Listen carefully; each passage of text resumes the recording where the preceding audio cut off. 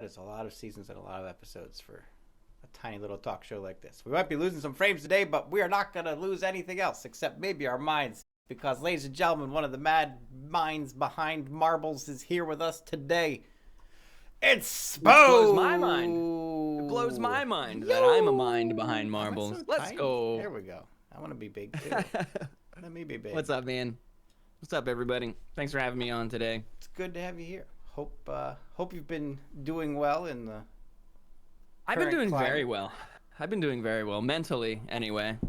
Physically, I haven't been doing as much as I like to do, and yeah, that happens. Other than that, I mean, I don't know. Mentality is huge, but I've been very mentally happy, and things have been good. Good to hear. So I can't complain. Yeah, it's been a bit of a roller coaster here and there, but we keep things going as best we can.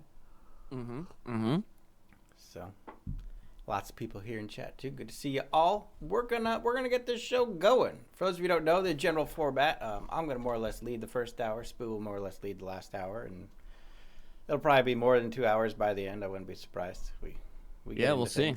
We get into things. It all depends. And judging by the regularity of frame drops, it seems like it's probably a Twitch issue because this has happened before. Not here, in other locations. It's the first time it's happened in this location, but looks like we're okay. So let's do this. Ladies and gentlemen, I would like to start with what I feel is something that needs some kind of breakthrough to take marbles to the next level. Okay. And I know Pixel has always been on and on and on about this, but I also kind of feel like it's just like something hasn't been done yet on the studio side to allow it to happen. Okay. And that is like a media breakthrough, right? So like you look at the meme-worthy games, as it were. Fortnite has its dances and its screeching 12-year-olds, right? And Minecraft has its screeching 12-year-olds as screeching well. 12-year-olds and and it's relatable moments of when the creeper sneaks up behind you and blows up your base. Well, even just when you mentioned it, I thought of Among Us, because Among Us and Among Us has it's got all these memes, the dramatic death moment and betrayal and screeching 12-year-olds, right? So where are Marble's screeching 12-year-olds? That is the question. How do we what's and that's what I'm talking. I think the missing thing, right, is that well, okay, so I think bottom line then is like, how do you get kids involved? Because as much as and as simple and whatever, like marbles could probably be seen as a kid's game, it's a boomer's game. It is, right? It's crazy. Like I would think the average age of a marble streamer is probably between 30 and 50. It's gotta be. It's up there, right? It's weird. And and that's not to say that it lacks appeal. I think it has a lot of community building appeal, which, most children in the scholarly ages don't need because they have school for that, right? But nonetheless, screeching 12-year-olds aside, there always seems to be this media echelon that divides games, right? So there's games that just die. Like no one has ever heard of them. They just died.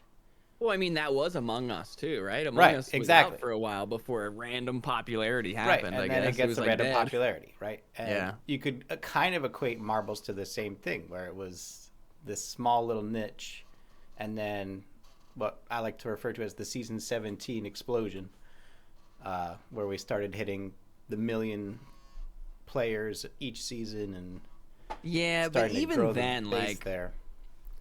But marbles doesn't have that but it doesn't have that ability. Media, right? It's missing the media. So would you agree with me that maybe there's something not quite left on the studio side, or do you think it's a complete failing on the content creators? I think a lot of the memes, I'll call them like memes, are are small community based, you know, like people making memes of you in your channel and people making, it's like it's in the marbles community, right? But it's not like memeing marbles, it's memeing the people playing marbles. Yeah, that's I don't know. I don't know. Like what, I think part of that whole 12-year-old screeching 12-year-old thing is having control of the game, right? Because you screech because you're in control, and you lose or you win, and it's like, yeah, fuck you, or yeah, fuck you, you know, whichever, win or lose, like. And then marbles, you know, I mean, you've had it, we've all had it. If we're marble streamers, those people will come in, how do I control my ball, how do I control my ball? Not all of them are screeching 12-year-olds, but I assume the majority are, because they want that control. They want to be able to talk shit on somebody else for winning. And I think the randomness can pull people away, because it's just like, I haven't, you know, that not having control over a video game definitely messes with people's minds. It's like, what's the point? What's the point? What's the point? And yeah, I don't know. What, like, do you have something in mind of maybe what could be done? Like maybe, I think the studio could use like a really good media person. But the way Pixel works, you know, it's just like it has to be seen already before it becomes absorbed into the studio type of a thing. Right. Which can be really tough. But that's the process, and like there's nothing we can do against the process. That's just, it's like going against things you can't control. Like that's Pixel's way. So what are you gonna do? You either do the way, or you bitch about it and don't do it, or you bitch about it and do it. I don't know. But accepting is the true comfort there. It's like, okay, this is the way it is. So how do we deal with it from here? I kind of see two ways that it could be approached. There's the corporate marketing approach, where you make your social media presence itself attractive and engaging, and then that is the gateway filter to marbles. So like, you know, everyone knows Wendy's, and everyone may not like Wendy's, but everyone knows Wendy's Twitter and likes Wendy's Twitter. So, know what I'm saying? Like, so that's one approach, is like get some real savvy person behind the wheel, start stirring stuff up online in an appropriate, controlled manner, and use that as a kind of publicity stunt, hype engine for marbles itself. And then the other, I think, is what you touched on pretty well, is that finding a engaging way to advertise a passive game. Right? So, yeah, you know, that's kind of what we do with Record Hunters, is, you know, we sell ourselves rather than the game. Right. And the game is just the canvas on which we can paint ourselves. I mean, that's kind of like a lot of marblers, right? Right. And so how do you advertise that, right? Yeah. Because you're advertising streams, not really the game.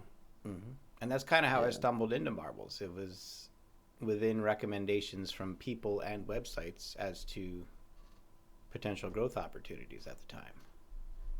And so it is marketed towards streamers. And I feel like, while that's correct, because that's the demographic, that has a limited targeted group, right? There's streamers is a very small percentage of the population. The demographic is minimal comparatively. Yeah. So you could go about it by promoting streamers and having like a, you know, and he kind of is toying with that idea. I think he does the featured builders videos, which is a really good thing to go with.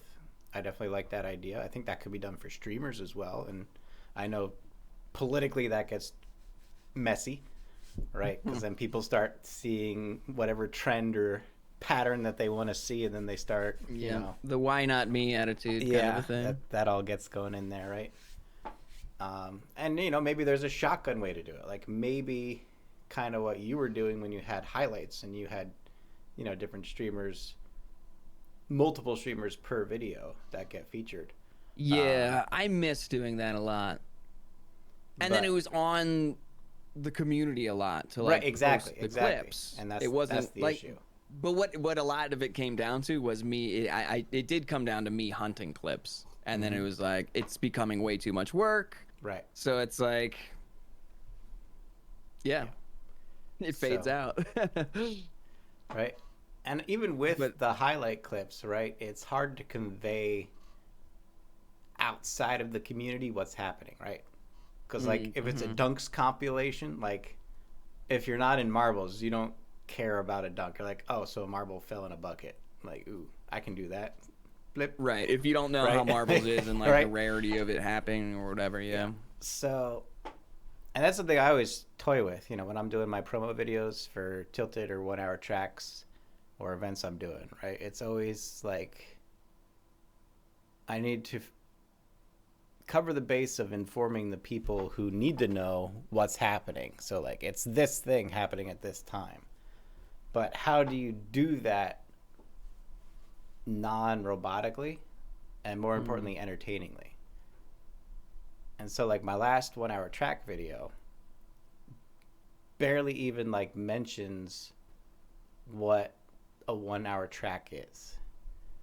It's very intriguing shots of interesting sections of a track with a very abstract audio narrative from Werner Herzog playing over it, which as itself works as a really good joke in its own video, right? But doesn't really serve too much as an advertisement. Whereas more of the 1 hour track videos prior to that have served more at a time. But I'm happier with the one I did. And so that's what I'm kind of leaning towards, this idea of like not so much advertising the game, but advertising itself as a means to getting to the game.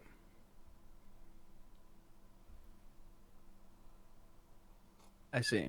Like even like look at Morbies, right? Morbies are really successful shop wise, I'm sure. I don't have the data, but I would not doubt at all that it's probably the best selling category of marble outside of maybe a couple streamer marbles. Yeah, I think the Morbies were a big thing. Right. So like obviously this is not in the options, but imagine like a Morbi web comic series or webtoon series on YouTube, right? Has nothing to do with marbles, but it's got Marble's name on it. Right. And it could get people and it would going. Be really successful if it was done well, right? I see what you're saying, right? So that's what I'm thinking, in my personal opinion, is because the game itself is more attractive to streamers than viewers. So either you have to advertise the streamers, which politically is really hard to do, or you just have to advertise itself and attach Marble's name to it. Well, and yeah, and something I tell people a lot in this community is just like, if you're playing other games and you're into those other games, like why not get into those communities? And then if you're in Marble's community, like you're sharing all that stuff and sharing the game to these other people that might not even like that. I guess that's another symbol of somehow third party sharing, I guess is what you'd call it. Not like a direct, which happens, you know, I found marbles and this is that, but I feel like the majority of people do get it through something else. Like, I watched my favorite streamer and then they did a marble race and I was like, what the heck is this? And I looked it up, type of a thing. Yeah, I mean, it's, that's tough. Because I know Pixel wants something like that, but what's the approach? Yeah. And then if someone is doing it, like, I try to think like Pixel, and it's like someone needs to have the passion of doing it before it's like an actual, like Pixel wants to see someone doing these things before like pulling them onto the team. And I think a lot of people do it looking for the position on the team rather than doing it just because they want to do it, type of a thing. Right. and then they might get all mad, like, I'm doing this for the game, and I'm not seeing any like response from it or recognition, and maybe it's been like 4 months or 6 months or something. And it's like, I understand that frustration, but that's why the passion has to be behind it too. That's me every month. Yeah, that's me every month. It's like, this will pay off eventually, right? Yeah, right. And I guess that's just like the streaming world. It's, I've been streaming for like 6 years now, and I feel like maybe I should be more than I am, but I should also be happy where I'm at, type of a thing. The constant streamer struggle. That's good. Actually, that goes great into one of my other questions here. 2 ways we can. I'll give you 2 questions, and you can have free range overall, okay. But it'll be your buffet conversation. The 2 points I have is knowing when you need to challenge yourself as a streamer versus when you need to challenge either other streamers or your viewers, and or knowing when you need to make your stream fresh versus providing reliable entertainment for a consistent viewer base.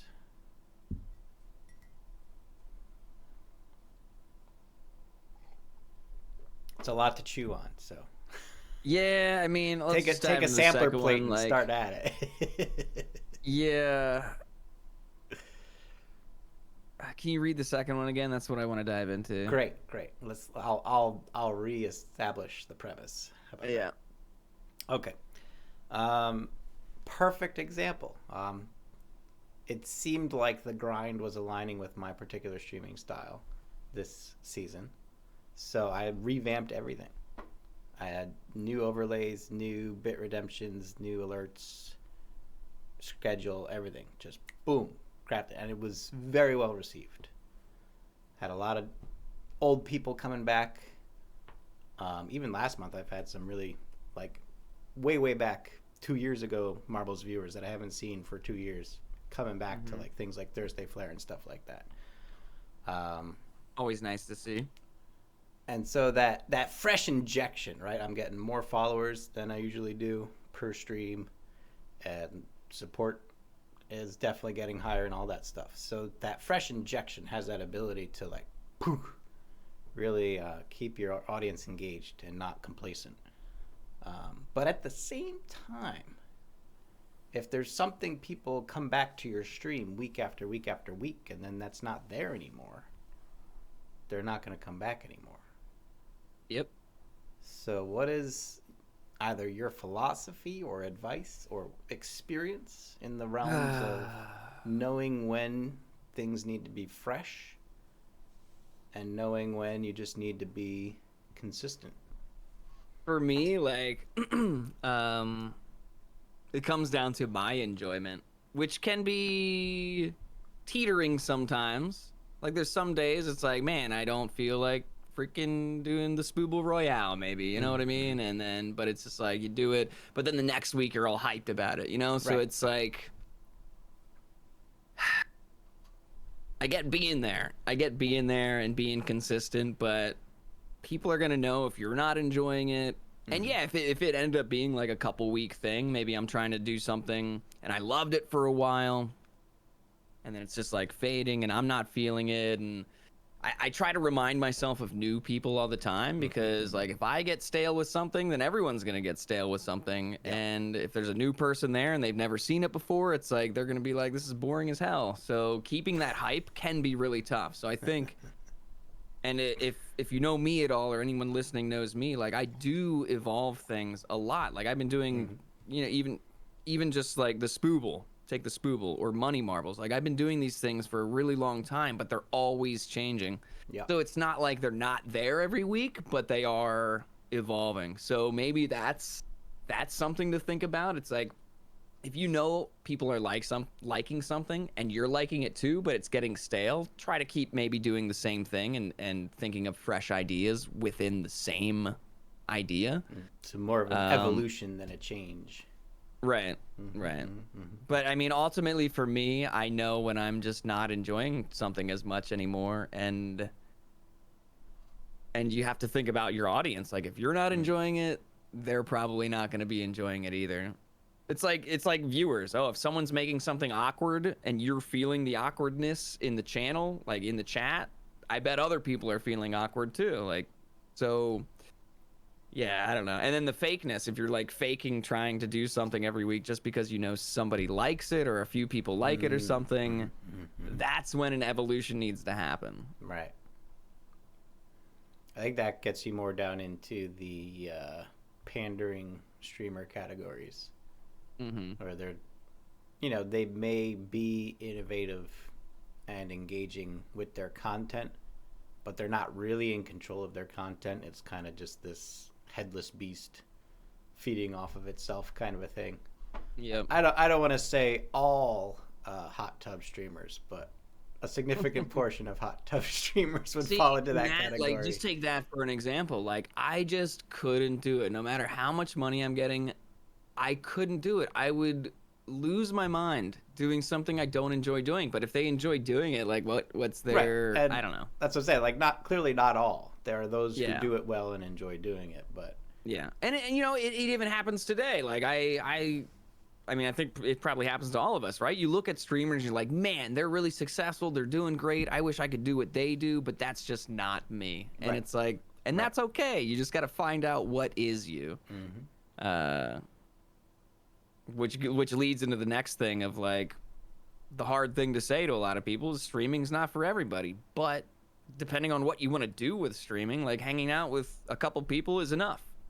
And it's not. I used to, before I even started doing, like, publicly streaming or whatever, there would be times where I would get a new game and, like, do this private live stream with a couple friends or whatever, and they just watch me, like, play a spooky game or whatever. And yeah, the enjoyment factor, man. The enjoyment factor is the huge thing. And there's been times where I'm not enjoying marbles as much, so I stop playing it as much. And there's times, it's just like any other game. It's like, I'm not enjoying this as much anymore, so I stopped playing. But the fact that marbles is always changing and going back to that, like, freshness, like, that's what marbles does. That's what Pixel does. He's constantly trying to change things up, shake things up, make it fresh, whatever. And, you know, I come back and check what's up and like it or don't like it, or like some things, don't like other things. And that's why I think I've also become kind of a marbles variety streamer, because I just dabble in a little bit of everything. And, oh, I don't want to do Tilted all day, so I'll do Tilted and some races and whatever and mix it up. And I think that's great. Otherwise, I'm just going to be hopping from different game to different game because of that same reason. Right. And that is one of the strengths of the marbles, is just that ability to mix it up within the game. And I know that's something that's been kind of Pixel's vision, is that idea of having even more than just marbles, multiple games that are all feeding into the same currency and the same leaderboard and the same interchangeable structures. So yeah, a long time ago he said something, I don't know if this is still in the works, but he wants, like, the PBPS coins to be usable throughout all PBPS games. Right. So you earn coins playing marbles, you can use them in the bingo game or whatever. Exactly. Yeah. Which is cool. But yeah, I mean, just, I think freshness is key in terms of your own mind as a creator. I don't know how people do the same thing over and over and over and over, but that's just not me. Like, maybe people are, you know, you watch some TikToks and people do the same dance, same song. Yeah. 1,000 of videos. How that always boggles my mind. Like, I'll go to their profile and I'll, like, start skipping through their videos, and it's like same song. It's like, really? Like, but then, you know, you look and, like, a lot of them are successful, right? So then what is pushing things fresh really? I mean, I think it is good if you're not feeling it yourself and it's not getting a response, always evolve, always change things to see what is getting the response that you want. And then when you find it, I guess pump 1,000 videos of it if that's what you can do. But for me, you know, I do things for a while, right, and then they evolve and they change because I just can't, or maybe I do something for a bit and I notice it gets picked up by other people around me, And so a lot of us are doing the same thing. And then I'm like, okay, a lot of people around me are doing the same thing now. And so I'm going to change it up. And I think that's what keeps my creative mind going, is seeing other people doing a lot of the same stuff. Yeah, that's my my go-to impulse is like, all right, what is everyone doing that's successful? Okay, I won't do that. And it seems like a really self-destructive kind of behavior. It is. So here's the thing. So instead of viewing it like that, like, I'm not going to do what everyone else is doing. Do what everyone else is doing, but put your own twist on it. Right. That's, yeah. Because I understand that mentality of like, man, everyone's doing this. I don't want to do it anymore. But instead, it's like, let me try to think of something unique around that same idea. Mm-hmm. Yeah. It's tough, though, man. But yeah, freshness. Push that fresh. Like me and Back say, push fresh. Yeah. And I think also it depends on... I mean, there's obviously like what you're personally looking to get out of things. So... going back to that kind of, you plug away until you find something, and then you pump out 1,000 of them. That's kind of like the TV network approach, right? It's like, it may not be original, it may not be your most proud work, but it's paying the bills, it's keeping people around. Like, for the time being, it's doing what it needs to do until you get to the next thing. So there's that kind of approach to it, where you're just kind of sustaining in the moment. And then I think there's more of that personal expression, which is more of that, trying to constantly find ways of expressing yourself and never really being satisfied with any one result, but more the entirety of output overall. So it is definitely like up to the individual as to how that usually gets weighted, and then how that kind of affects what they end up choosing to do as a content creator. Yeah, and in terms of expressing yourself, like, first getting into streaming, you see people playing video games, and you're kind of like, let me try to play video games and see what happens, type of a thing. But I only truly started expressing myself when I started playing community games. Like, I'm just sitting there playing video games and maybe talking about the game and raging and whatever, like strategizing. But I'm not really being a personal streamer until I'm just chatting or doing a community game or something like that. And it's nice to see streamers who can pull both off, right? Like, play the games, like, and just like shooter games, whatever you want to play, puzzle games, whatever it might be, that aren't community games, but still be able to engage and interact and all this other stuff. I think that's a true power, because I have a really hard time doing that. Really focusing on a game and also being very engaging with chat. That's why marbles and community games have been so good for me, because that's something I try to do a lot. Yeah, Federal Ghost is like the perfect robot of that. Like, he is relentlessly consistent. And then I'm pretty sure it's a very simple mindset of just like always talking, default talking to chat, and then if there's nothing to talk about chat, talk about the game until there's something to talk about in chat again. And like, just the way he does it, it's seamless, it's smooth, it's engaging, it's continuous. It's like a machine. It's a goddamn machine. Yeah. And he's really good on the spot type of things too. Yeah. So. I'm jealous of people like him who can really interact with the game they're playing, because I get so focused that I just like stop talking. That was me with StarCraft 2. I was too try hard in StarCraft 2. That's why I stopped streaming it. Right. It's just like, okay, guys, loading up the match. Won't talk to you for the next 20 minutes. See you then. I got to do like 900 actions per minute, whatever it is.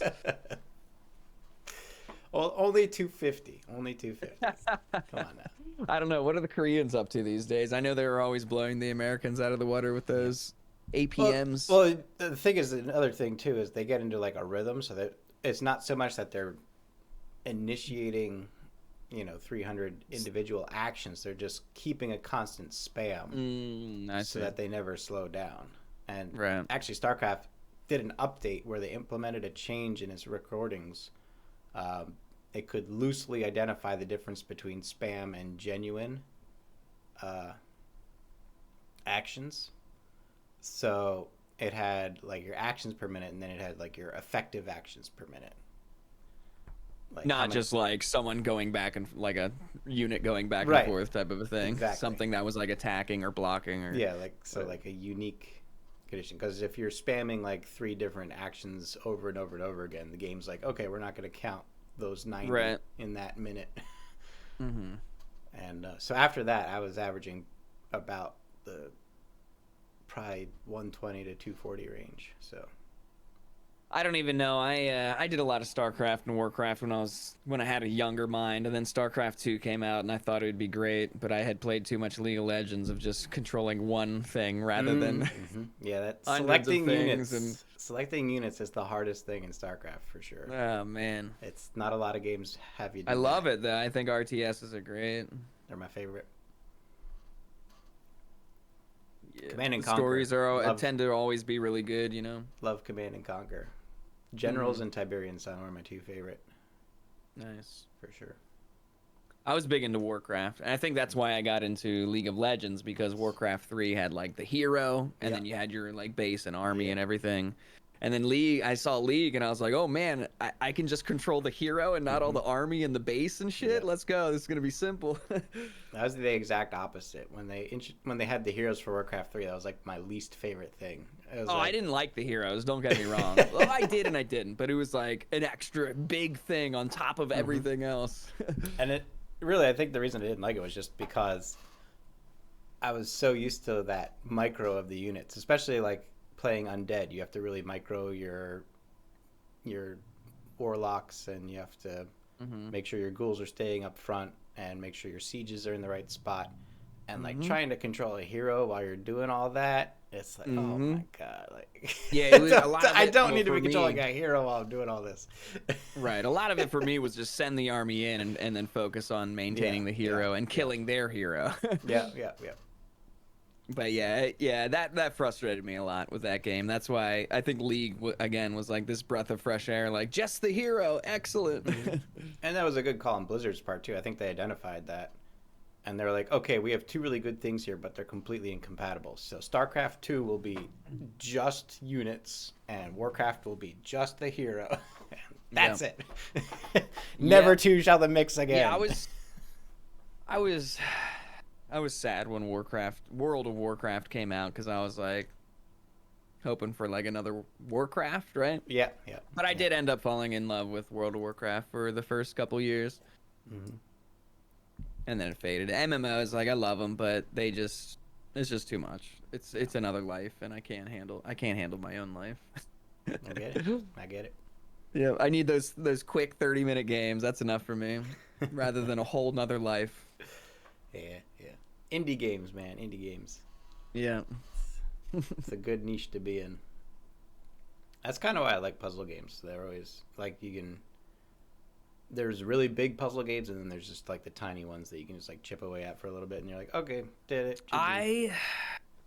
My issue, I used to love puzzle games. I did point and clicks, all sorts of like Seventh Guest. I think we talked about that last time I was on your podcast. Maybe, I don't know. I talked to somebody about it. Seventh Guest. Great puzzle game. But I don't know, like the older I got, the more I feel rushed, I guess. And puzzle games, I'm like, I guess it's the same thing with an MMO. Like, it feels like a whole nother life rather than a 20, 30-minute game at a time, even though I'll sit there and play it for 10, 12 hours, whatever. But it feels like a whole nother life, and it just seems overwhelming. I don't know. So puzzle games, when I'm sitting there, I need to immerse myself a lot in video games, because then it's like, okay, I can chill, I can take my time. It's just a puzzle. I'm trying to figure it out. I'm working my brain. Like, that's a good thing. But my mental is always like, why aren't I going faster? Why aren't I going faster? Why aren't I going faster? Why aren't I doing this more efficiently? And it kills me. But I do like puzzle games, man. Point and clicks. I grew up on them. Love it. Yep. I'm definitely much more that long form, both entertainment and gaming. Maybe like that's what it is. Like Rust the was entertainment of the game. Rust was a big one for me because it's literally like you're just living a life you can't live, right? Mm-hmm. It's like being in an economy that you wish existed in real life. Mm-hmm. It's like you can work really hard and get a bunch of stuff, and if you aren't smart about protecting it, you're going to lose it all. So you have to prioritize spending your resources instead of hoarding them, which is a very good economic model, to be honest. And then, if it all goes wrong, you can just leave and start a new server somewhere, right? Like, if life were that easy. Right. It would be glorious. Be good. That's why we escaped to them, right? They're wonderful. That's one of my favorite jokes. Is like the appeal of video games is the fantasy of being properly and proportionally rewarded for the work you're putting into something, and being able to actually afford a house and have a career that you actually enjoy doing. It's like those when you fantasies. work your ass off in games, you get rewarded. When you work your ass off in real life, you have the potential to get rewarded, but not necessarily. It's crazy. It really is. What do you think about WALL-E? You think we'll be in the WALL-E world one day? You ever watch WALL-E? Yeah, I mean, to be honest, that's what an AI takeover would look like. Right. Like the current trend for AI is to learn and satisfy human behavior at any level, either at a very basal level or at a very intellectual level. So, are you a pleasure bot? Right. So if anything, we would just be enslaved to each other. The AI would prioritize appeasing humans, and humans would be so inescapably controlled by the satisfaction. Right? So we would just be enslaved to each other. We would both be unable to escape the other's ability to satisfy. Until the rebels arose, of course. Yeah, until there's an uprising of some kind and then it all falls apart. Yeah. But, so I think WALL-E is probably one of the more accurate robot takeovers than anything else. And honestly, even just without the sinister, right? Mm-hmm. It wouldn't be sinister. It'd just be... No, I loved WALL-E. I think that loop. It was very accurate. That's why I brought it up. Mm-hmm. It's definitely a good one. So there's I don't know if you want to go down this rabbit hole, because now that I'm thinking about this whole WALL-E arc. Let's do it. Down. There's an idea that Cars and WALL-E take place at about the same time, and that, if you actually look at how the cars in Cars are animated, it has to be its own living entity. It can't be like something in a car or just a car animated. Right. It would have to be its own entity. And so the idea is something went wrong, and Cars took over the Earth, and the humans had to flee to space.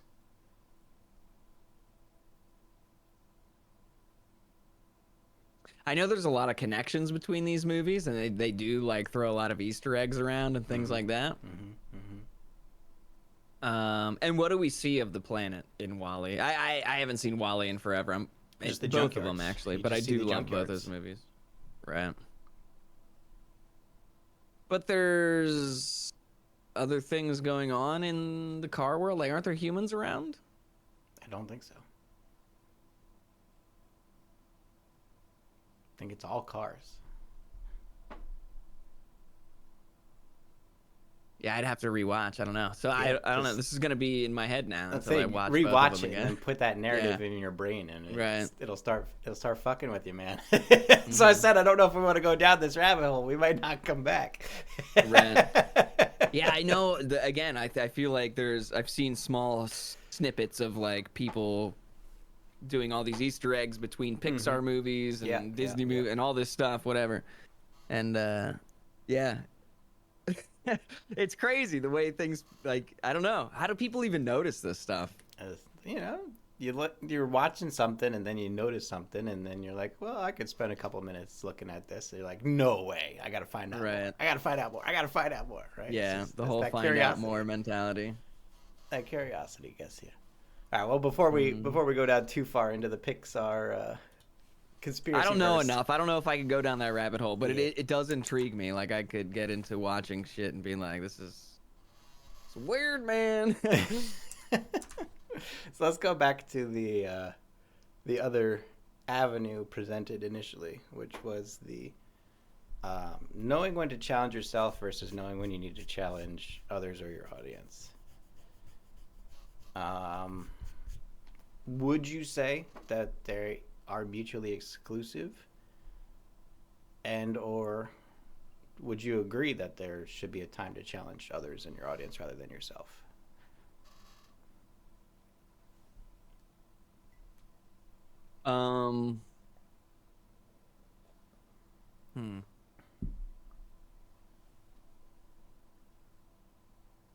Definitely say it's mutual. I think that's part of engagement with the streams. Like, people might not necessarily like you as a streamer, but if you have some sort of engaging conversation, they might want to get involved, I guess. I wouldn't know anything about that. Yeah. Doesn't sound like my brand at all. I mean, you know, I do it all the time. You do it all the time. I think it's good to get it. To me, it's like, it's just being adults, right? Like, I can give somebody all the shit in the world for putting ranch on their pizza or something like that. Yeah. Don't do that. Unless it's buffalo chicken, don't do that. No, I'm not getting into this. Everything's fine. Everything's cool. But yeah, I mean, that's what I'm talking about. It's just like, I pull this shit out of my ass for fun, and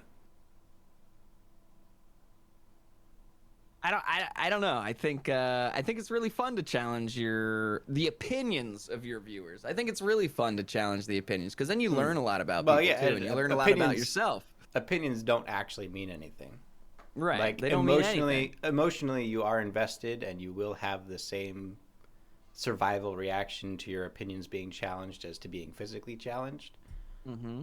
But in the end, you know, which is funny, right? That survival reaction of just like, I gotta attack you because it's different. Right. Your brain doesn't know the difference between a physical attack and an opinionated attack. But in the end, you know, someone threatening your physical well-being is a problem, but someone threatening your opinionative well-being, you can take a step back and think about it. Virtually meaningless. Rather than reacting immediately. Yeah. What about going further than that, like actually challenging on an intellectual or moral or even just existential level? You think that's beyond where entertainment should go?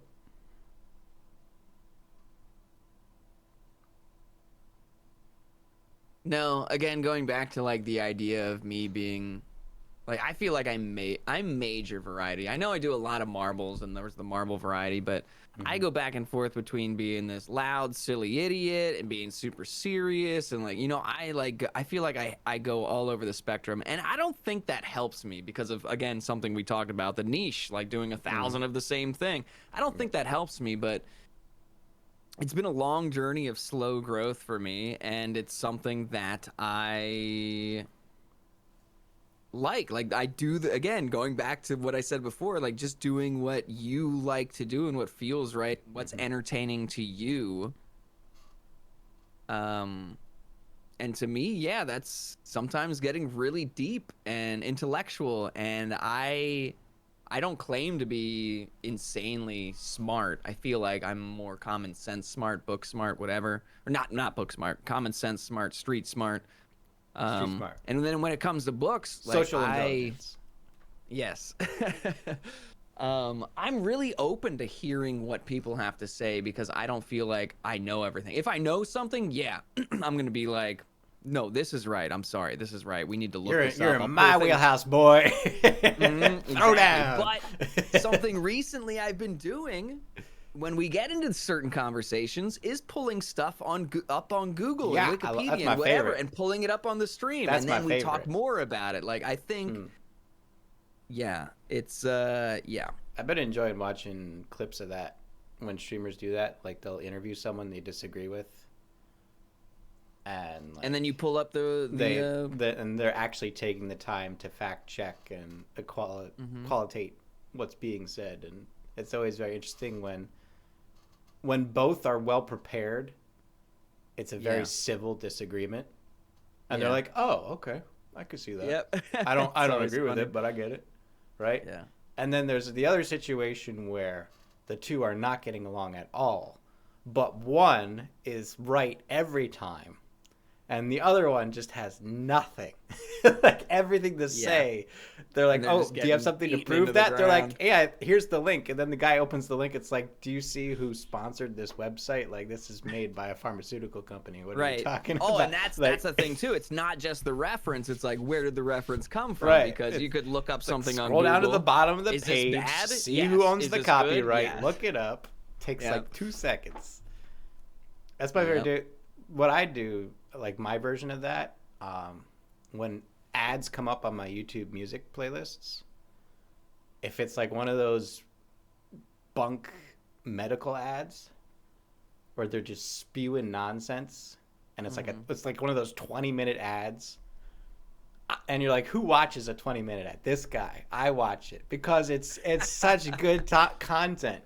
It's like you can pause it and then you like take 10 minutes to like look up everything they just said. It's like, okay, that was wrong, that was wrong, that was wrong. That word doesn't even mean anything. But also what you're doing, I'm sure, internally is taking that stuff and thinking of content for yourself sometimes too. It's like, think of Tim and Eric, you know, they'll take infomercials and like make them really stupid and funny type of a thing. And I like that. I love that humor. And I think it's, I don't know, you take things that are normal in the world, right? And you make people realize how fucking stupid they are. Like, or how crazy they are or something. Stop accepting this as status quo. We should be bringing out pitchforks. This isn't. This should not be allowed. There's that. I don't know if you've seen it in your advertising algorithms, but the one I've been getting lately, it happened like a year ago, and they had a very vague advertisement. It was like, "This is a tomato. Do you think it's healthy? It's not." But then there was like nothing. And now they're coming back, and they have like a much more in-depth video. And I think they're talking about lessons, which is like an identifier protein. And their whole angle is like, these identifier proteins are bad. These lessons are bad. So like seeds are bad for you, and the skins of things are bad for you. And I'm thinking about my nutritional understanding. I'm like, well, seeds is where all the protein of most non-meat based things comes from, and skins are where most vitamins and minerals for most non-meat based things come from. And like, so I'm like thinking about this, so I actually like looked it up, and everything, like, you know, it's a bad sign when you go to Wikipedia for the word that they're using and there's like 3 disclosure warning false information things pop up. Like, nothing on this page is actually medically relevant, and none of this has been researched by a third independent part. Like, just the word on Wikipedia has like 3 warnings on it. Like, if you're looking up this word, it is bullshit. Stop. False information is so scary. But and then you have to like do the research themselves, right? And then you have to actually find out like what it actually is, because they've taken over the initial search results for that word, and then you find out it's just an identifier protein. That's all it is.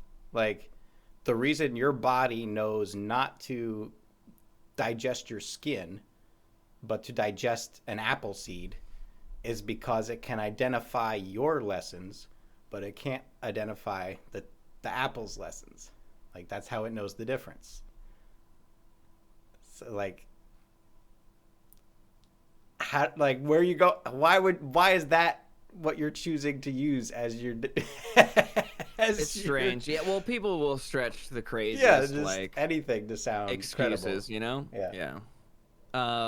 Something I saw recently, actually, within the past few days was, like, I don't know if this is, like, related. I just thought of it when you were talking about, like, the skins and the seeds or whatever. And it was basically just saying, you know, eat the mushrooms with the insects on it. Eat the stuff with the birds pecking at it. Eat, you know, it's good. That. Like, if nature has survived so long, like, eating this stuff and doing this stuff, like, I know some things, like, you know, maybe can digest things better than humans, right? So maybe that doesn't work with everything, right? And some things will kill you compared to other things. Yeah, especially birds. Birds can basically every berry birds eat. We can't because it's poisonous. Right. But yeah, I don't know. There was this quote. I didn't absorb it a lot, clearly, but it was something like, you know, eat the mushrooms that the insects are eating, and eat this that's eating, and maybe there's a quote that's more meaningful, but yeah, I don't know, man. I guess I think that kind of goes back to just what works for you, because for me, I have a very interesting digestive system. I've been through surgeries all up in there, and like I've got to eat certain things certain ways, and the things that I don't, or the things that I probably shouldn't eat and I still eat, you know, that it affects me. I feel sick or whatever. And I don't know. Maybe tomatoes really fuck people up. But for me, they're wonderful. They're highly acidic.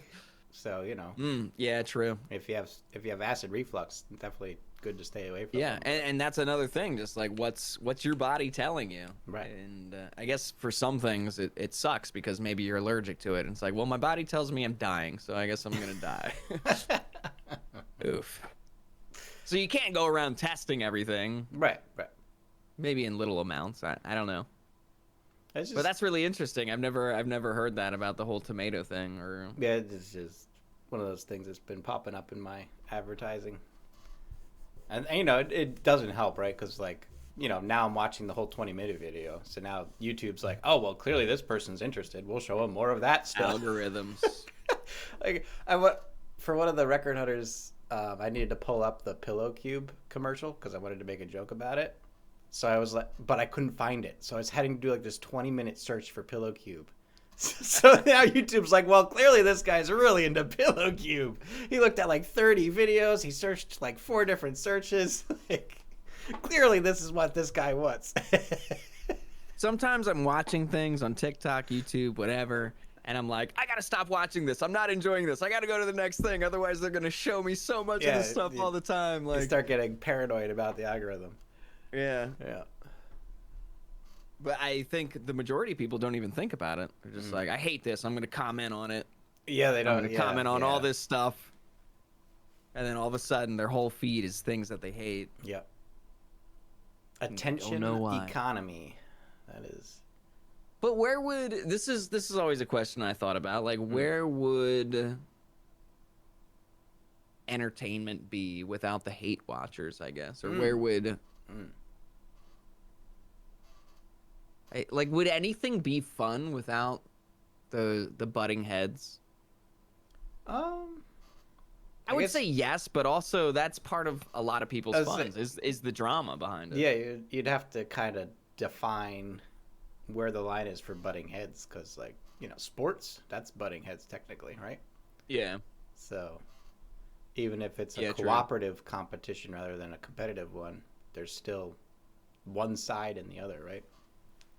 So I think entertainment itself, the real butting head, like the big butting head, is the societal norm and the artist, right? I always consider comedians to kind of be our modern day philosophers, because they're the only ones that really challenge your current. Who is that? Who'd you say? Comedians. Because they're the only ones that are really like challenging the limits, your really. perspectives of the world, right? They're the ones that, especially observational comedians or hot topic relevancy comedians. They're the ones that are saying like, okay, here's something everyone knows about, and this is what everyone's gut reaction to it is. Let's actually dissect that. Like, that's actually really stupid. That has no logic behind it, right? And that's what philosophy is. Philosophy is saying, okay, if this is where you started and this is your conclusion, this is the logic you used to get there. Let's continue that logic. Oh, you don't agree with what happens after the point where you decided to arbitrarily stop? Well, then maybe your logic should be reevaluated, right? And that's something I really much identify with, is that I think it's not to say that where you started and where you concluded is wrong, but if you don't agree with the logic beyond the point where you stop, then you need to reevaluate that. And you could very well get back to the same conclusion using different logic. But if it's better logic, that's good, because then you can actually defend your argument. Or more so likely you're saying than like not, if you feel that hiccup, you should probably question yourself. right. Type And of a then, thing. more likely than not, you'll use different logic to get to the conclusion, and then you'll realize you come to a different conclusion, and then you're happier with that Because you want conclusion. that same conclusion. Right. Yeah. So.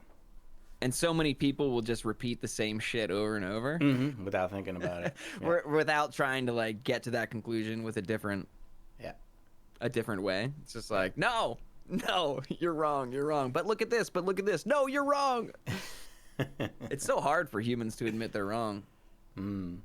Some anyway. Some. Yeah. I've always said there's three types of people. That like, it's very hard to generalize people. But I think if you go to very vague, big concepts like ego, then you can start getting into generalizations. So here's my one generalization of humanity that I think is actually worthwhile. I would say most generalizations are meaningless, other than like, physiology, like this is how a human brain works. Obviously that applies to everyone. Like, yeah, you have neurons firing and there's chemicals making that work. And if one of those chemicals is missing or overabundant, something's wrong. Like, that's ubiquitous. That's not a generalization. That's a fact, right? But as far as generalizations not that go, I know the science behind it, but I trust the scientists. But as far as generalizations go, the one I allow myself to have is that there's three kinds of people. There are people who have never had their ego broken.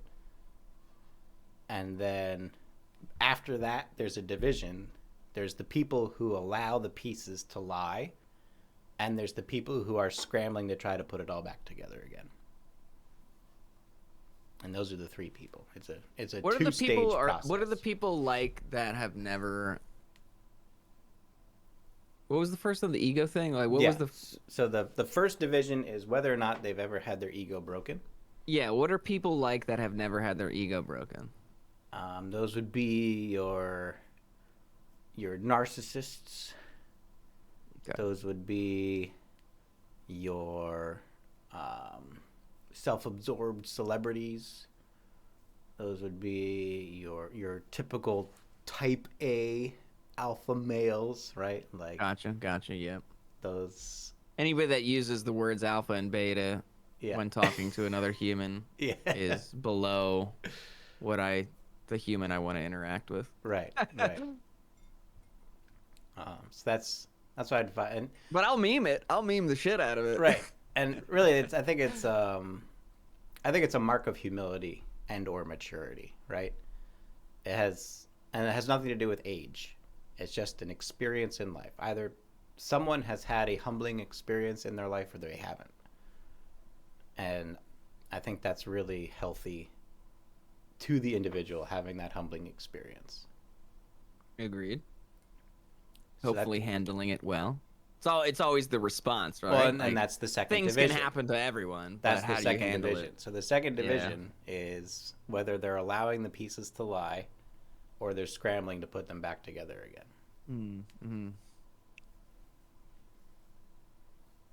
So That's my philosophy for the day. Which one are you? Which one do you think I am? I think I know that you are a let 'em lie individual. Not to say you're devoid. Like, this is not about insecurity. This is not about right. how well you're put together or how well you're coping with life. Mm-hmm. This is simply... I would agree with that. It's simply a mark of identity, like how someone sees themselves. So either you see yourself as immortal or not, and then either you're okay with that or not, right? Yeah. that's the translation of the analogy. Makes sense. So yeah, I try to be non-confrontational, you know. I you know, life is what it is. Let the pieces lie, I say. But I'm also not against fighting for things you might want, type of a deal. Which is where you're scrambling to put the pieces back together. So a little bit. I don't know. Yeah. I think that scrambling to put pieces back together again, not being okay with your mortality, essentially. So like, the first thing that comes to mind is just what, like, afraid of death type of a thing, like. For me, the first thing that comes to mind is like Karen, right? Like, oh, okay. Clearly something happened, and they just want to feel in control and in power again in any way. Right, like somebody's skateboarding in a park or something, and somebody randomly comes up to them and is just like, "I hate what you're doing. Stop doing it. I'm calling the police." They just. But I'm just having fun skateboarding. What do you mean? Go about with your life. They just want to be. They want to have some kind of control over something. Right, makes sense. Because their life is just not doing what they thought it should be doing. Right. So. But I bring this up, like, there's people out there that have so many problems with others doing whatever around them, and then it's like, oh fuck, I just lost my point. Shit.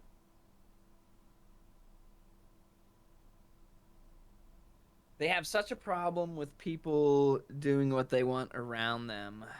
Ah, shit, I lost it. I don't even know. Skateboards. I guess. Yeah. Control power.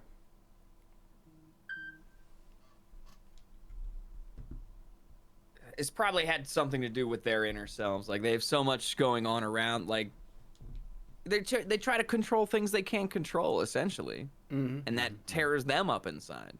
Right. Which makes them lash out. Right. Because they're out of control. They can't fix what's on the inside, so they'll try to fix what's on the outside. And the irony being that not only will fixing things on the outside not fix what's on the inside, but you're also very much less likely to be successful fixing what's on the outside if what's on the inside isn't working.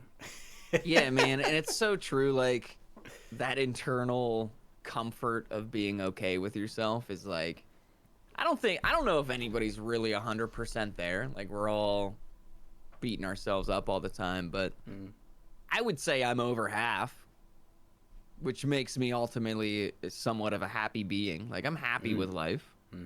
I have all these shitty things happen, but like, ultimately I'm happy with life. So I think that's really a superpower. With the amount of people I meet that are just like, I don't know, man. It's scary, the amount, and being a streamer too. That goes back to being a streamer. You meet so many people that are just not happy. That tears me up, dude. Yeah. That fucks me up. You're definitely more down the Taoist route for sure. Yeah. Because that's what came to mind when you were talking about that. Like, no one's truly happy. It's like that's kind of the Taoist approach, is like finding a way to be so in the moment that there's no consideration of past or present, and that you're kind of just, I think my earlier point was like something about, you're so angry at everything around you, you can't have, you have no thought of like your internal happiness because you're just so angry at everything around you. But ultimately, that internal happiness is going to make you just like happy, or ignore the shit around it. Like, oh man, this My grandma used to say, I bring this up all the time. This is something that has rung in my head ever since she said it, was if you don't laugh, you'll cry. And it's like, it's so true. Like, just let the shit that, obviously sometimes you can't ignore that shit, but why let so much shit bother you when you can just let it breeze on by, you know? You're not going to change the world. I'm sorry. You can do your small part, but you're not going to change the entire world. And I think small parts are important. Don't get me wrong. I think, showing people... I think me personally trying to show people internal happiness and shoving people away maybe that are expectant of me creating happiness for them should be a learning process for them. Right. Like, I don't know. And that's a path I've gone down before, is like sometimes people feel like I'm an entertainer. I should create all this happiness for them. But true happiness isn't a distraction, isn't me being an idiot on stream or playing marbles. It's not true happiness is something completely different than the distraction happiness. Yeah. So it's tough, man. I struggle all the time. I just want people to be happy. And it's like, I don't give a shit if you're not in my life or what. Just like, go be happy, man. Right. It fucks me up. I think from this perspective, I'd be a bit more of a pessimist, as I've been described. And it's weird because I do have a lot of hope. I'm really a hopeless optimist at heart. But I think too much hope, the path to that optimism is understanding and accepting the world for what it is, which comes off as pessimistic. Right? So it is weird, right? Yeah. And there's been that comment made where the optimist... Well, it's like what I said. I'm sorry to cut you off. No, sorry. Yeah, the optimist thinks that the world is the best, and the pessimist is afraid that the optimist is right. Right? Like the optimist is like, this is the best life, and then the pessimist is like, if this is the best life, we're in trouble. Like, right? Right? So yeah, big time. There's that sentiment that is kind of what I'm touching on, is that like I have eternal hope for the future, for the planet, for humanity, for life, whatever. But you can't do that while ignoring reality. You have to accept and understand reality. Yeah. Like understanding millions of people wake up every day without food. Millions of people wake up every day not feeling safe because and that's something that helps my happiness. Or something, right? If I'm feeling super shitty, I'm like, I have such a great life compared to so many people. I really have nothing to complain about. I'm hungry, I eat. I'm thirsty, I drink clean water. I got a shit, I got a bathroom, and I use clean water to get my shit away automatically. People take that stuff for granted big time, and that runs through my head a lot whenever I'm really feeling shitty. And I think that's something that has truly helped my happiness overall in life. And I can curse all the things I've been through and the shit I got to deal with. But ultimately, I'm not starving. I'm not thirsty. Drinking clean water. All that shit. It's just perspective, man. Yep. But then again, you can't understand 8 billion people. No, you can't. Even when you see those videos of like 1 million compared to 1 billion, and people try to put it in perspective with pennies or whatever, it's like you still don't get it. Yeah. The crazy. And then all ultimately we're just on a flying rock in outer space in the middle of nowhere that we don't understand. Not the middle of nowhere. We're on the edge of a good galaxy cluster. Like we're true. But the ultimate universe. We're in a good suburb of the universe. We are. You're right. What do you think about Andromeda? When do you think that's going to happen? The collision. It's we know it. It's going to be a couple million years. And what's gonna happen? It's so crazy. You just brought that up. It's so crazy. I was legitimately thinking about this week. My thought was, I wanted someone to do the calculations for me, because Andromeda is, I think, 2 million light years away. Something like that. So what I wanted them to do was show me the calculations, because the light coming to us from Andromeda is 2 million years old. And Andromeda is moving toward us. So I wanted to, so let's say it's 2 million light years away. But by the time the light reaches us, how far has Andromeda traveled? Right. And then how has that affected with the expansion of space? I want each step of the equation to say exactly where Andromeda is right now. And I know with relativity, there's no definite answer. It's from our perspective or from Andromeda's perspective, and it's going to be an unsatisfactory answer no matter what. But I was unless there's a mirror crazy that you brought that up, because I really galaxy. was thinking I wanted someone to show me all the steps of okay, 2 million light years away. This is how far how did they figure this out in that time, and then this is how we know how far away it is right now, even though it's 2 million years old data. And then, but here's what's cool about galaxies colliding: as long as the black holes miss each other, which they are almost guaranteed to every time, it's not cataclysmic. We'll have a lot more meteor showers with the dust and debris floating around. And the night sky will be, twice as bright because there's twice as many stars in it. I thought they did this whole simulation of the two, doing the dance. Yeah, it does that. There's a quick swirl. Oh, so it's gonna do that, but it's not gonna be We have to keep in mind, that motion is really large and slow. Your 1 second is 100 million years. Right. It's not like we're gonna be whipped around halfway around the galaxy in 2 years or something. You're not gonna notice. So makes it look so dramatic though when it's in fast motion. It's very dramatic. It's two galaxies colliding. Yeah, it's a very big, slow process. It's not two bullets hitting in midair. It's a much different thing. Yeah. So. I mean, Andromeda will collide with our galaxy, but collide it's just like atoms, right? So the atoms are mostly empty space, and it's just the forces that are interacting. It's the same thing with galaxies. The actual parts of galaxies are more than not going to hit each other. There'll be a couple booms, which will be cool to watch. Seeing two stars smack into each other. But you think we'll be cool on Earth? The odds are in our favor. Watching it all happen. The odds are in our favor. Yeah. Oh, okay. Imagine that though. Imagine being alive when that happens. But then when is that supposed to happen? Do we know? It's a couple million. Okay, so where is humanity going to be in a couple million years? Well, that's what I'm saying. Is that's going to be an exciting time, because by that time we'll pretty much have figured out at least galactic travel, maybe not intergalactic travel. Okay, so you believe the humanity will still be, at least Earth humanity. All life on Earth will be dead. One of the two. Right. Yeah. Either we figure out how to leave the planet, or we all die here when the sun expires. Yeah. So yeah, I agree with that. We do have to figure out how to leave the planet at some point. All right. Andromeda Milky Way collision is 6 billion years.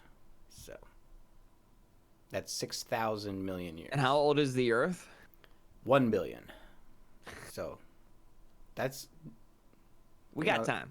Well, life is 1 billion. Earth is a couple billion.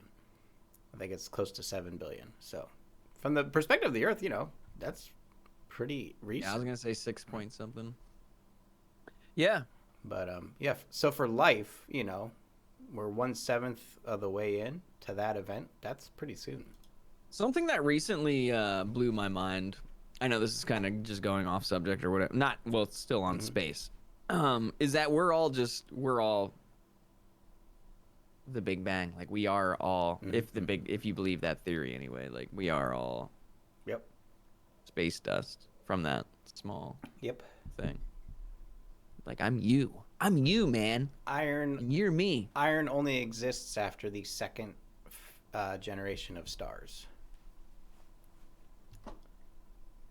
So after the first generation stars, you have hydrogen, helium, and carbon. And then when helium and carbon fuse, you get iron. So you don't have iron until the second generation of stars, which is to say the second generation of stars has to explode to release that iron into planets. How old do they say the universe is? Like 70 billion or something? 60 billion? 13 billion. 13? 13 billion. Oh, I was way off. But yeah, so we exist at the only time we can.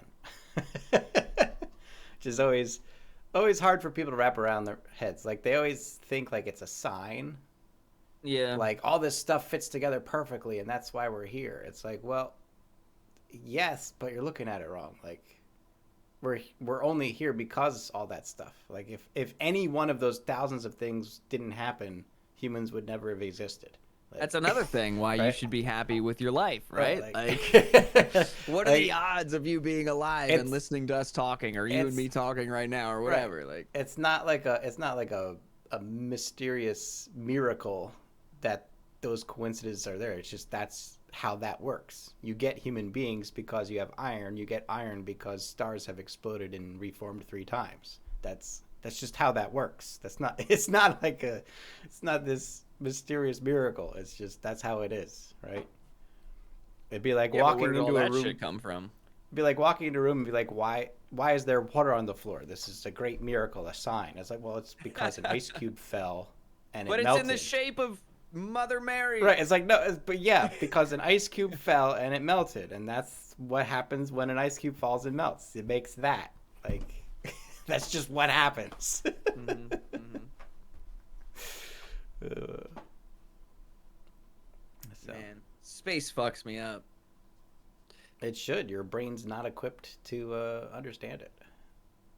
Your brain evolved to understand Earth. But when will it be? Well, our brains evolved to understand Earth because we live on Earth. Maybe once we're a couple generations not living on Earth, we'll start evolving to understand not Earth. So logical. It makes sense. Mm. Damn logic again. There it is again. Yeah. It keeps creeping up, Fucking me up. God. Well, we're actually like 20 minutes past midstream mix-up, so I think we're just fine. I'm sure this will go a little later. We're just gonna skip the midstream mix-up. I can offer one more talking point before. Okay, I have a couple questions too. Nothing crazy. I do have to pee and take a small break. If that's cool, how about we do a midstream pee break? Midstream pee break. I like it. Let's do it. Never been done before. Let's go. We'll be back in about 3 minutes. Guys, thanks for coming out. Thank you, Shens. Be right back. We'll be right back.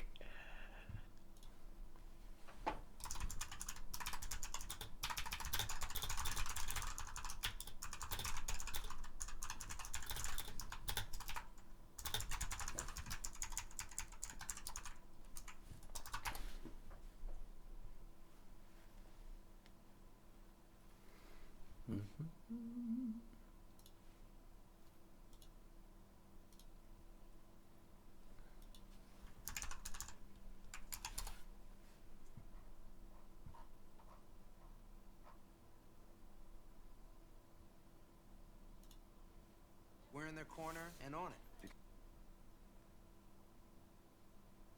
Enjoy the soothing sounds of keyboard clicking.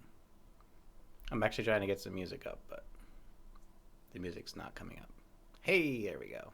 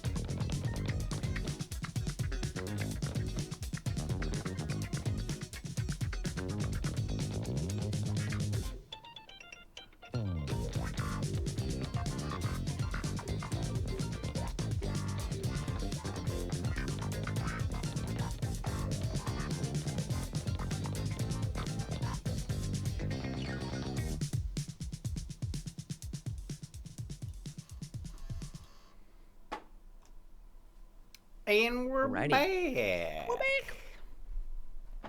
Hello, all.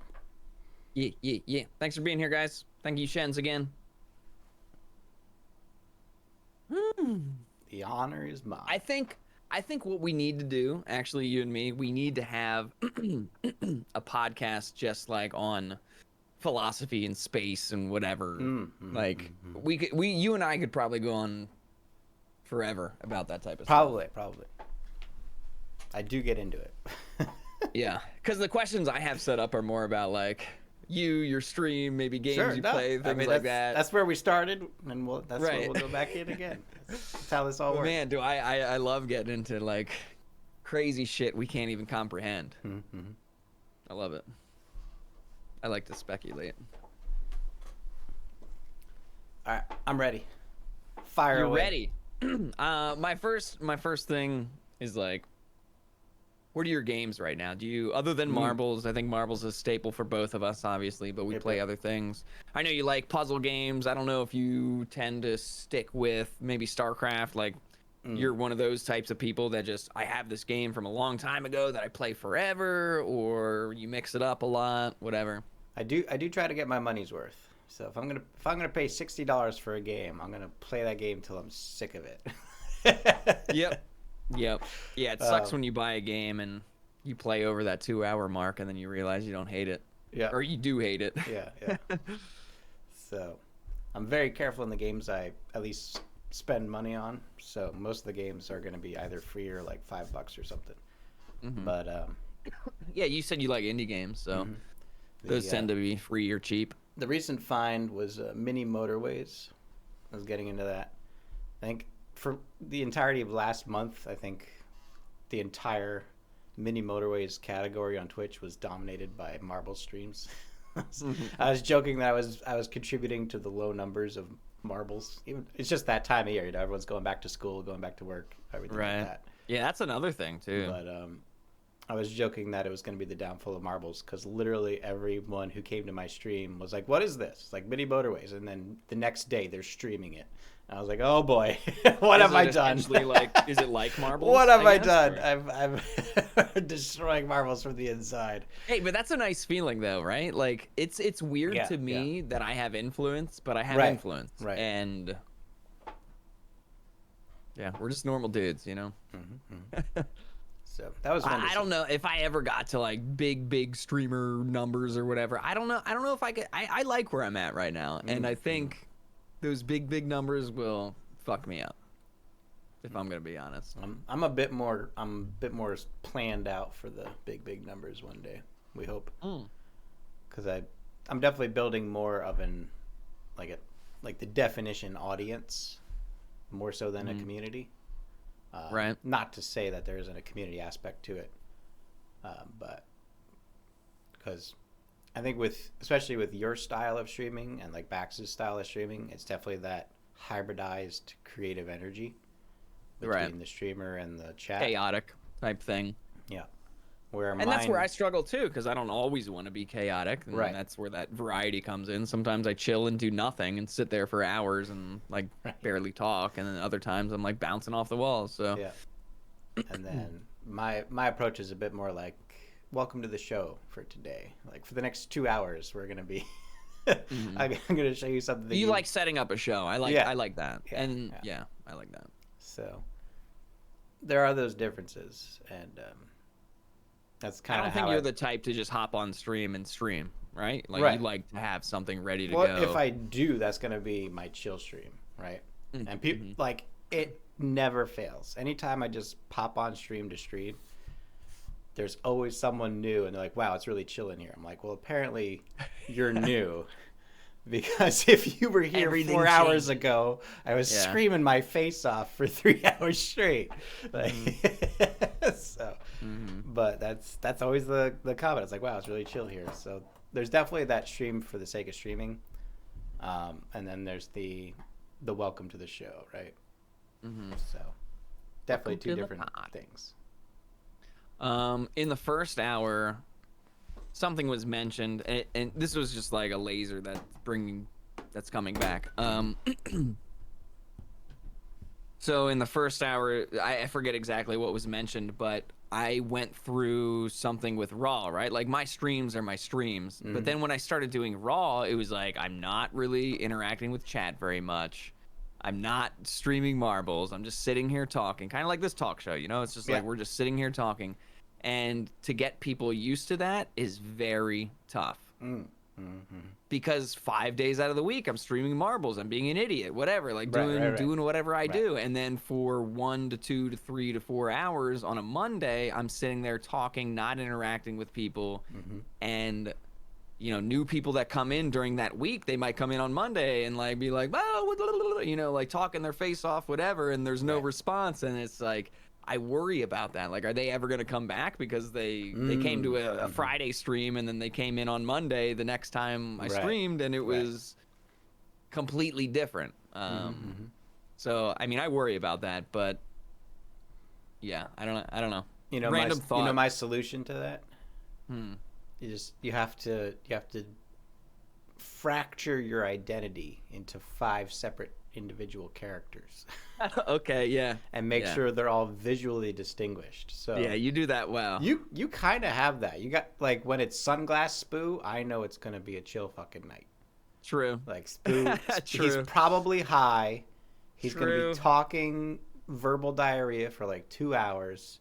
He's not gonna click the start button for about 3 minutes. True. So, like, Sunglass Spooo, I know what to expect. Okay. Yeah, you're right. So you kind of have something. You can pick up things about streamers, right? You kind of have some things in there. But if you're worried about it, I highly recommend suit and tie for the high energy stuff.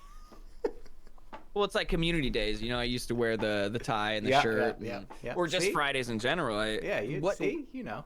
Yeah.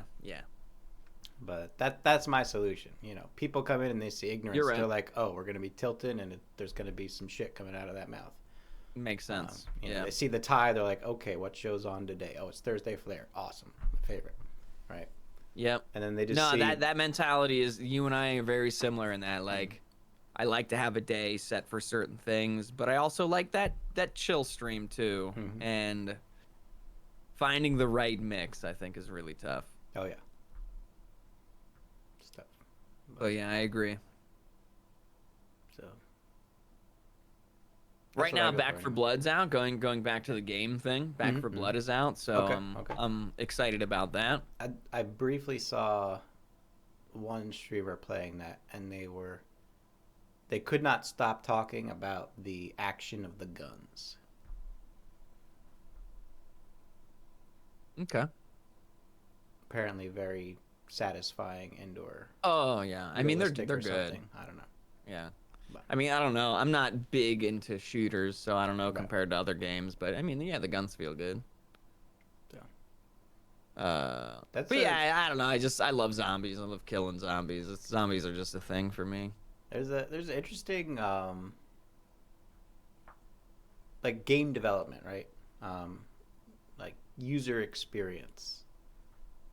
It always seems like a really immaterial kind of concept, like a very abstract concept. User experience, like there's nothing to root that really. But I think in terms of what, like a zombie game, just a concept, right? Like if you went up to someone on the street and they didn't play video games, and you asked them, like, what do you think is important about a video game? And they'd say probably like, well, it has to look good, has to sound good, has to be fun, right? And you say, well, fun is what we would call the user experience. And they'd be like, what is that? Right? Like, you can kind of relate it to like a shopping experience. Like, what is it like to shop in a store? But that, again, that's a lot more laid tangible. Out nicely type of a thing. Right, that's a lot more tangible. Like, it's clean. Things are organized. The staff is friendly, right? But when you do user experience, the actual things you're contemplating seem very abstract. But I think it's actually very evolutionary, very biological, in all honesty. So like when we talk about like action of guns, right? What I think a lot of people respond to is that visceral response. You want a little bit of a shake. You need a little bit of a flash. You want to have a good low sound, like you want to have, right? There's got to be something good visceral balance of everything, to hit it. But then at the same time, right? If you had an automatic weapon and it was an atomic explosion every time you pulled the trigger, that'd be too much, right? It'd just be noise. Yeah. Right? So I guess like what I initially am thinking of is, when things feel good, they just feel good, and I should notice that they feel good, but it's more or less when they feel bad, I'm like, oh, right. I notice they feel bad, and that's basically the art of game design is like remove everything that making feels it bad. Feel natural, right? And that's really like, especially when I like host dinner parties, like that's a very big part of my life is removing distraction, right? So like why do I clean before people come over? It's because I don't want them to be distracted by something dirty or unsightly. And like why do I put things in certain places and throw certain things into closets? It's like because I don't want that to be a distraction of what I'm trying to convey. So for the theme of a dinner party, the appeal is the food and the atmosphere. And so anything that's going to distract from the food needs to be removed, and anything that's not going to be unified in the atmosphere needs to be changed to fit. So that approach can be applied to a lot of things, in that like you don't have to make everything perfect. You just have to remove what isn't perfect enough. And I know for a lot of people those words are very triggering. But I feel like perfection gets a bad rap these days because people view it as an unhealthy goal. But what's unhealthy is not being able to accept a lack of perfection. I think perfection as a goal is perfect because you'll never reach it. You just have to be okay with the relative, fact, though, I think you have to be okay with the fact that you're never going to reach it. Yeah. Because then you're always that'll prevent you from doing things. Right. But if you're constantly trying to go if for your perfect. goal's unreachable, you know there's always something more you can work on. You're never going to be complacent, right? The moment you say, like, and that's a Bob Rossism, right? If you're happy with your painting, stop painting. What does it matter? You did it. Congratulations. Right? Like, you did it. That's your masterpiece. Stop painting. You're never going to do better if you're happy with it, right? And it's not to say that's the goal. It's to say you should never be happy 100% with your painting, because there's always something you can improve upon. Exactly. And so it's kind of that idea of how do you make healthy that concept of perfection. So it's not about making things perfect. It's about removing the things that are not perfect enough. And I think game design, especially user experience, is all about that. That you would probably describe it more as immersion, like not having your immersion broken. Right? Like let's take Rust, for example. If there's like a really bad glitch where every time you open a door, it like passes through the camera and it looks awful, right? Like you open doors a lot. That would be depends on the mutability of the glitch, though, too. Right. So even though it might ruin immersion, it could be something incredible for a different. Right.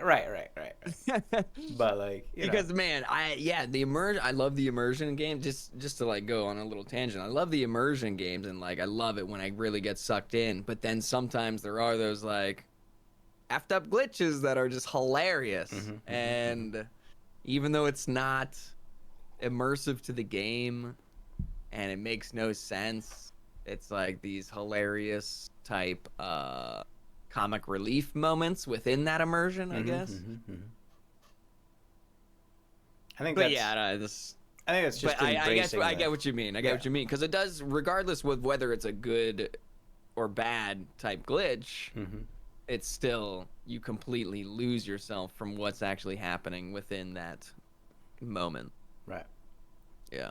I think that's also dependent on the genre too. So like something with Half-Life, you can afford being a little self-aware in a tongue-in-cheek kind of way. But the more like dramatic story games, what's the one? Last of Us, is that the one? Yeah, I know of it. I've never played it, but yeah, I heard you that couldn't was really throw a wink at the camera in that game. Right, yeah. It'd be like, yeah, you really? want to stay fully immersed in that thing. Yeah. So yeah, it's like a drama game, you know. It's like, I'll compare it to watching a dramatic TV show, and if somebody just like walks in the room and farts in your face during a a dramatic TV show where you're like focused on what's happening, it's just gonna ruin everything. Right, exactly. So yeah, I think there's a bit of part of that, but yeah, I agree. Yeah, I was gonna say, how many you throw down dinner parties? Trying to get back at it. It's been a while because COVID and moving back home for a while, and just for what? For random people? I've always done it. Friends, family, neighbors, coworkers, friends. So just have to Are you a neighborly neighbor? I have to go like meet more people. So gotta get the social network going again, and then start having some more dinner parties. So and then you cook and set everything up and all that stuff? Oh yeah, it's a whole thing. Is that something you'd ever share like with the world other than just talking about it? Now we get into why does Shen, which is it's a question many people ask with many different tones of voice. Also, I should might. I'm always looking at people's lives and being like, man, people would be interested in this. Why don't you share it? And I understand if people don't want to get into social media and all that stuff, but it's like, if you're doing something and you're passionate about it, like other people will be passionate about it. Right. And you can build something from it if that's something you want to do. Yeah. So like I'll share pictures of food, but kind of going back to what I was describing is the reason I like doing is because I've experienced something that gave me a kind of joy. Either I was at a nice restaurant and had a good experience, or I was at a friend's house and they let me try something. And I want to find a way to share that experience with other people. So how do I create an environment and provide the resources to generate that experience for someone else? How do I translate my experience into someone else's experience? So that's really what the goal is. And so presentation, content, all of it needs to be a certain way in order to try to emulate that experience. And then also knowing that each person is going to experience it differently, and you have to allow them to have their experience of it. So yeah. What kind of customer service jobs have you had? Too many. Too many. Well, been in retail. It shows because you've learned. I feel like you've learned a lot about people. Not just in general. I feel like you're very. You can. I don't want to say figure out people, but you can find things about people to connect with them, which I think is a superpower.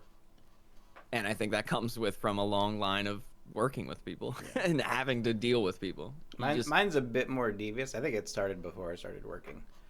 I'm very good at picking up on people's insecurities. And the challenge for me internally is always making sure that that is a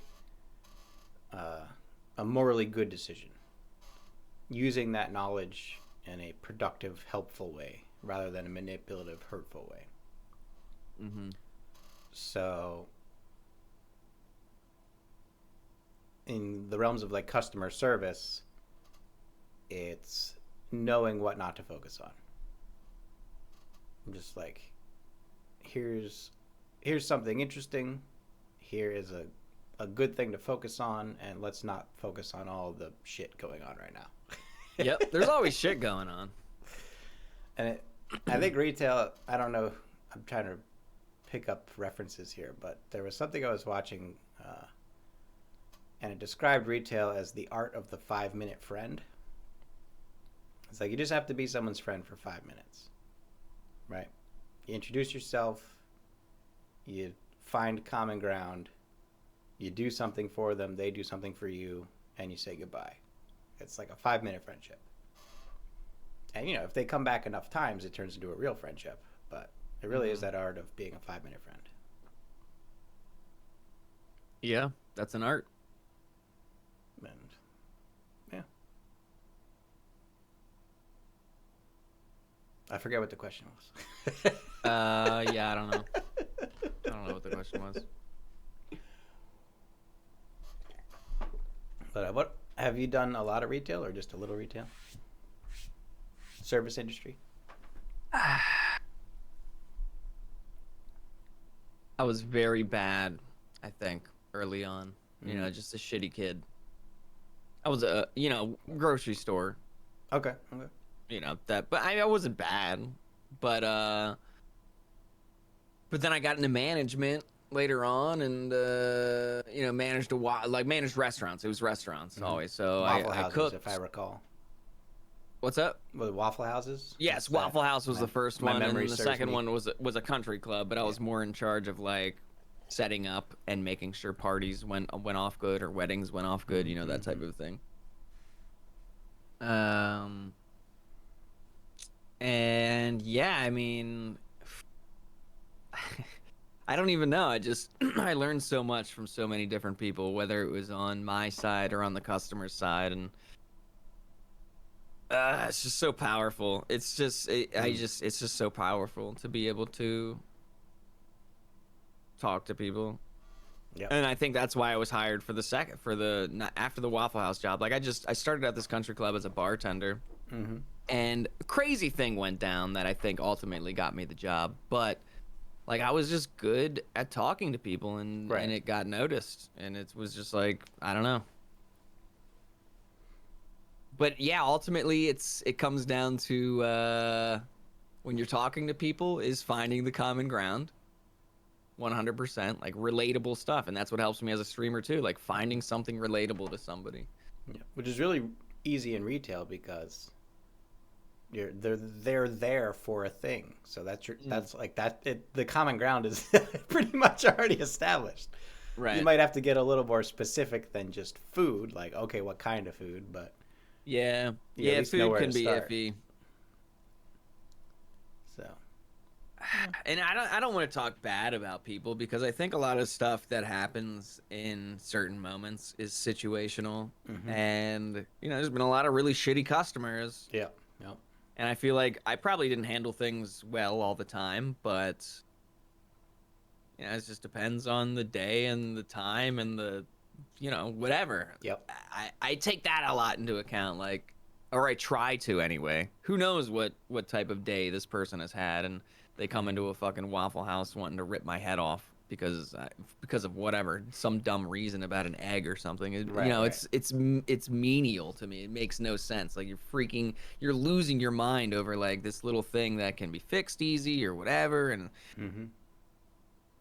and I think that's where my first initial start of like reassuring people that everything's gonna be fine started was when I forgot that first management job. Is like, look, is this really that? Like, let's take a moment. Let's like stop losing our shit, and like, is this really that big of a deal?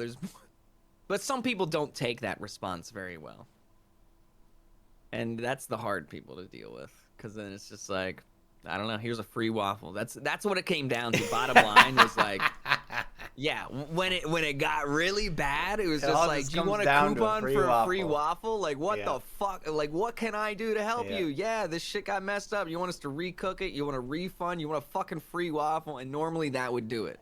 Oh, free? Okay. Yeah. Because at least in their minds it counts as a win. Free waffle. It wasn't a waffle right there, right then. It was like, oh, I can use this anytime. Cool. Right. But psychologically, they can count that as a win, right? They're getting something. Yeah, right. Exactly. Yeah. But ultimately, I think that's, and I'm becoming more and more realizing that my role in life is like reassuring people that things are okay. Because I mean, they are. I don't know. And I don't want to seem like maybe my life is so great that like, yeah, everything's okay, like things suck. Life sucks. But I mean, whatever. I'm not going to stress about it. Everything's okay. I get through it. I can piggyback off of that a little bit, but I wanted to say, having moved into the South, I have had my first Waffle House experience. It was 2 a.m. I was pseudo depressed. That was my first experience too. 2 a.m. And it was just me and this like 80-year-old truck driver who was probably half deaf because he was talking at a very loud volume, but through a very thick Southern accent, and I assume he had no teeth in his mouth. So it was. Sounds like Waffle House. It was a crazy experience. It was great.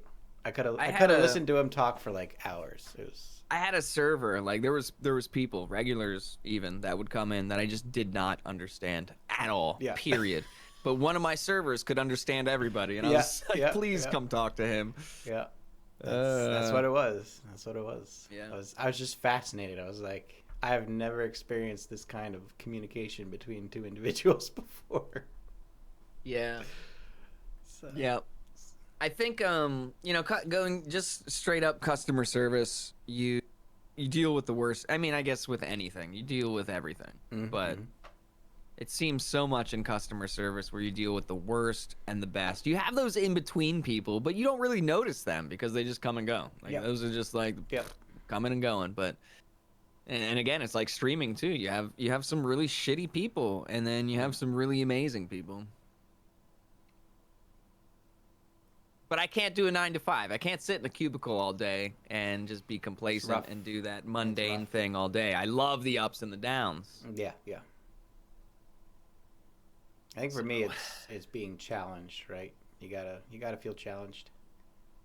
That's probably part of it too. If you know you're gonna be able to handle everything that comes your way, and you know the box in which all those things are going to come. Right, like there's nothing there. I mean, some people find comfort in that, right? But I don't know about you, and I think video games first actually pointed this out to me was that when shit hits the fan, I am decent at keeping a cool head. Getting other people, again, it goes back to reassuring, getting other people to keep a cool head and like, let's buckle down and deal with it. And video games was the first thing that did that to me.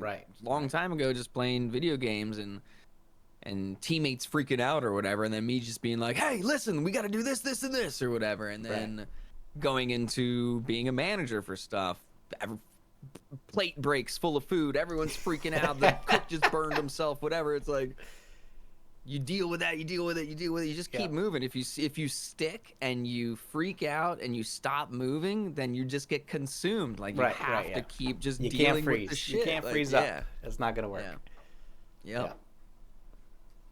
And it's a leadership type thing. That's another thing I've realized over my years. It's like that's just the natural leader, and I don't like to consider myself a leader, but that's, again, they say leaders don't like to be leaders, and but that's just my mentality. When people are freaking out around me, it's like, hey, relax, let's fucking deal with the situation, because I don't like that confrontation and that chaos. Right. It's like, we got to handle it. We got to, That's one of the but I love ongoing criticisms is the the first bad quality of a president is someone who wants to be president. Yeah. Like the fact that the person wants to be president is already a red flag that they should not be president. It's like, should we go around and look for the person that least wants to be president and be like, pull them out of their hole. You're president now. That's why I'm always a fan of one of the Greek systems was to do lottery, right? Oh. Because then everyone's more invested because everyone knows that anytime they could be the one picked. Oh, interesting. And you're doing the law averages. So, yeah, you might get one or two crazy people sometime somewhere, but there's going to be so many right? There's going to be so many normal people and so many checks and balances that it's not going to matter. Yeah. So. Yeah, and I guess that's another thing too is people don't realize there's possible other options of life and that they're just stuck where they are. Right. Wherever you're born or whatever. Yeah. But sometimes you hear things like that and you're like, yeah, I mean, that could be an interesting thing. Who knows? Like, you don't know until you know. You don't know until you try it. Yeah. We've been stuck in this democracy for however long. Who knows what's the real... Yeah. What's the best way? Nobody knows the best way. Still figuring it out. Yep. And then there's always going to be people disagreeing, so... Where do you go? Does majority really rule? It's the people who want to be loud, and then I'm not confrontational. Yeah. I'm going to sit my whole life. I don't care. Making noise, whatever, can go a long way. But I mean, so this is something you were talking about yesterday, I think, with Sportscast Squad, right? You're talking about like how people's true colors come out. Mm-hmm. I was only able to be partially involved because I was grinding at the time. Rip. Mm-hmm. Rip the grind. Yeah, I was going to bring that up, yeah. We'll get into that. But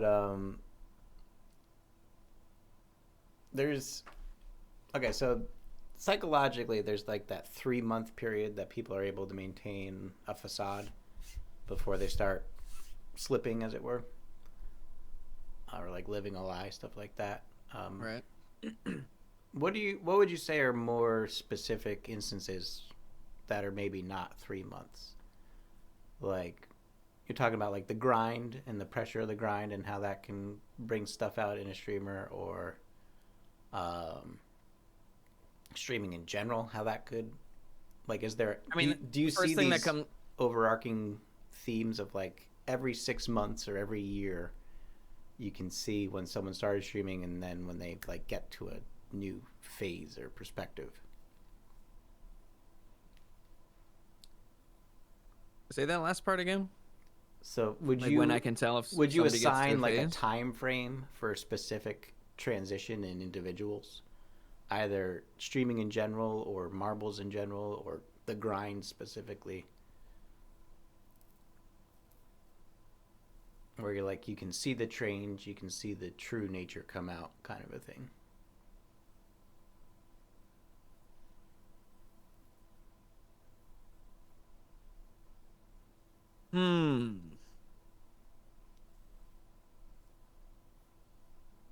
That's tough. I mean, there's always outliers, but right. Yeah, I mean, I think ultimately it tends to be, oh man, this is tough.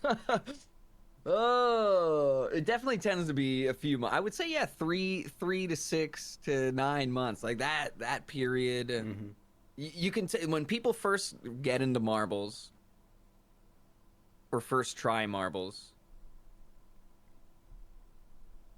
the ones that leave the soonest, I guess, I don't know if that's the right word.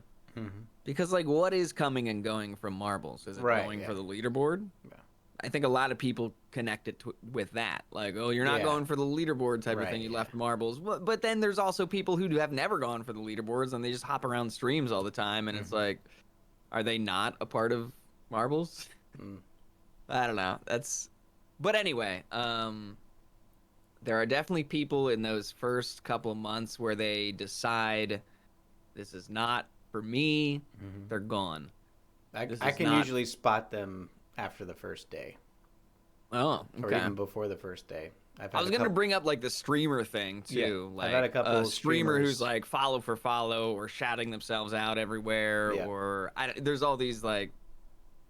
Or even just in the conversation, like I'll get streamers saying like, I'm thinking of going into marbles. Here's my plan. What do you think? And I'm like, I'll support you, but in the back of my mind, I'm like, you're not gonna last past the second stream. There's that, right? So yeah, so people who are looking for reassurance of what they're doing, that makes sense. Like, I understand people want people's opinions, but like, you just got to do stuff you want to do. It goes back to the very beginning of the stream. You just got to do stuff you want to do. Oh, I like marbles. I like this community. I think I can create a fun little tournament or something, or like whatever. And then you just do it because you want to do it. But if you're thinking, and this is a common thing with marbles, they see people being successful, and I guess this could be with any game, right? They see people being successful or doing something, and they're like, oh, this grind will bring viewers in, and if I do a giveaway, it'll bring viewers in, or this, and this.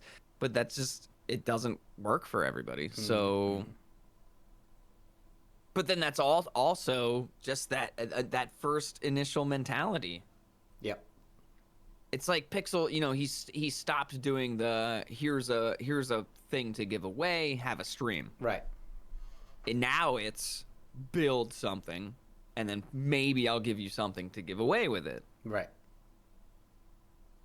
So yeah, I mean it's that. And people will say, you know, and I agree, marbles has become but its ultimate goal in the beginning was a giveaway thing.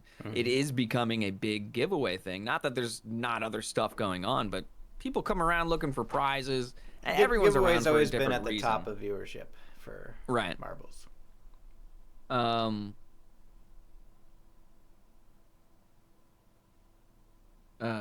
forget where I was going with this, but yeah, prizes. Build up to the prizes. Building.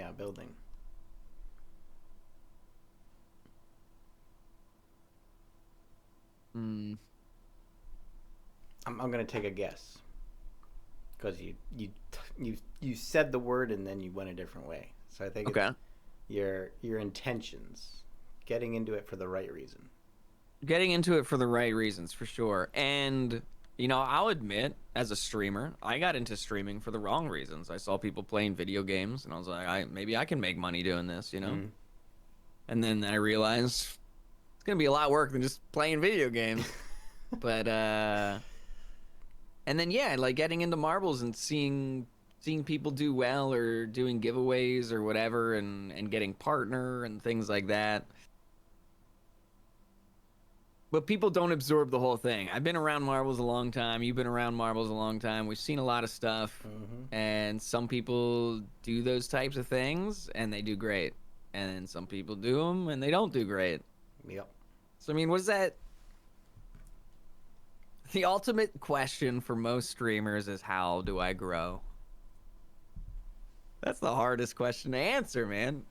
Because, you know, you just got to figure it out for yourself. Yep. It's so hard to tell somebody, how do you grow? That was one of my questions. This was my path. I had expanding audiences as one of the topics to get to. So that was one of my questions. Dude, it's so tough. And the longer I stream, the harder it gets to say the same stuff or just tell, like, and this was what I was told all the time as a smaller streamer. It's like, you have to find your path. You have to do this. And I went through follow for follow. I tried follow for follow. I tried all this bullshit, you know? And then I realized, oh, all these people were right. And that's why it's like, I tell people the shit I tell them, and I get as real as possible because I've been through everything. I've been streaming for 6 years. I started out being nobody. I started out thinking I was going to make money playing video games. I did follow for follow. I did all this dumb shit until I realized, like, it truly just doesn't work. Like, I went through all that stuff. Yep. And I don't even think I'm at the point where, I mean, I'm making it, I guess, but still it's like, I don't know. I beat myself up a lot. There's always more to do. But I have a positive mindset around it, so that's good. I have more to do. It's a healthy masochism. Right, yeah. I tell people it's a healthy masochism, but I don't think they believe me. And they probably shouldn't. Mm-hmm. Mm-hmm. And so here's something raw too. It's like, do I go the route of just like shouting people out all the time, trying to help all these people that maybe I don't really believe in their content, like really like saying, oh, just keep pushing, right? Just keep pushing, just keep pushing, just keep streaming every day, just do it, just stream. No, like you have to do more than just that. But the majority of people want to hear that. They just want to hear, yeah, just keep doing what you're doing, you're doing great. And like, yeah, I'm gonna tell people that I actually believe are doing great. I'm gonna tell those people, I'm gonna tell people what I actually think about stuff. But I ultimately think that hurts me as a streamer. If I just was this fucking babying everyone's streamer, maybe I would be more successful. But I don't want to, you know, it goes down that line of like, I can't do that. I can't do 1,000 of the same video in a row. I can't be this person that's just like, just keep doing your shitty ass stream.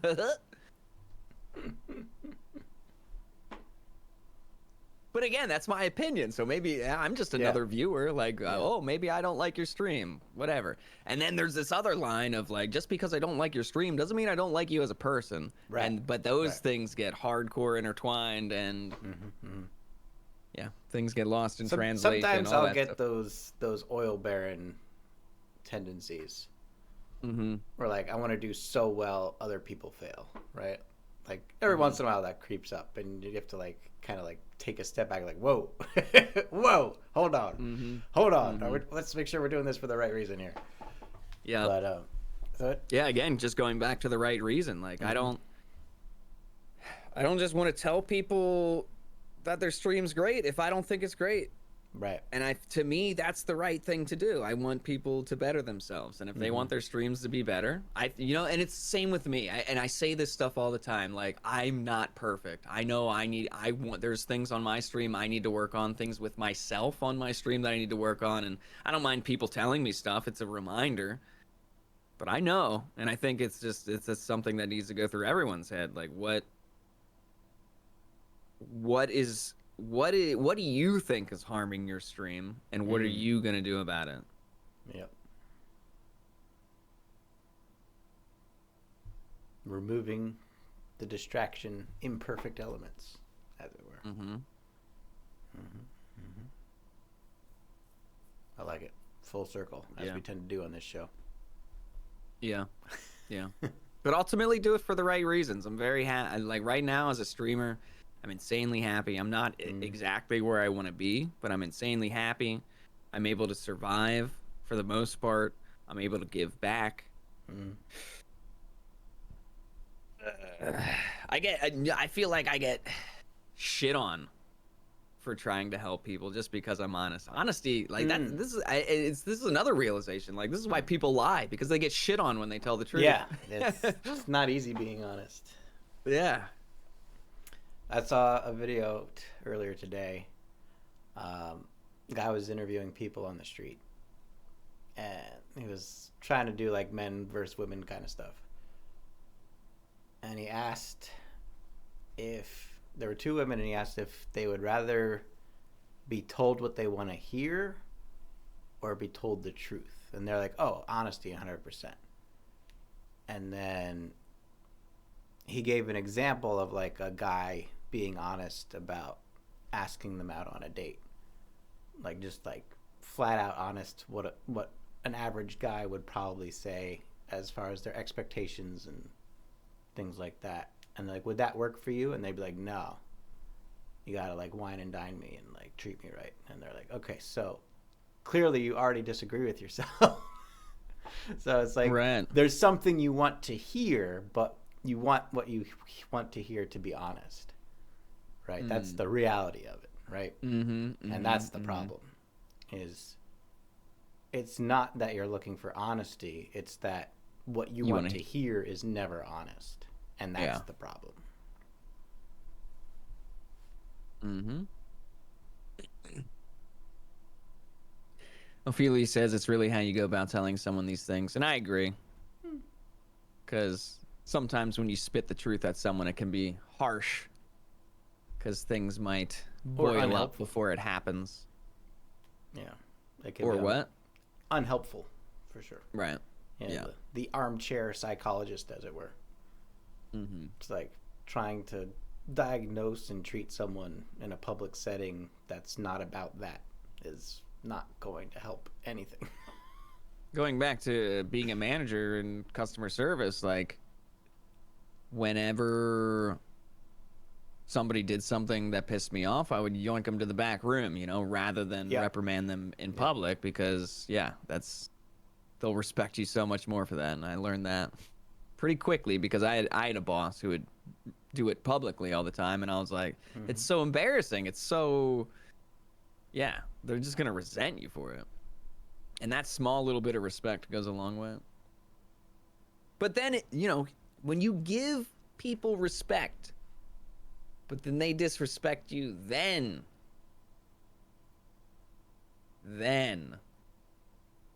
you do something about it. Something I think I have a bad habit of doing is actually going full on with the golden rule. So say as a streamer, a viewer comes in and insults me, well, I'm going to treat them with the golden rule and probably insult them back, or right. Hit them with the same medicine, so to speak. And I don't think that's a great thing, because the way I want to be treated is probably the way most people don't want to be treated. So like I have to actively not engage in the golden rule. I have to think to myself like, hold on, this is not what they would want, even though this is what I would want. Let's try to think about this for a second. I think also too, going back to that,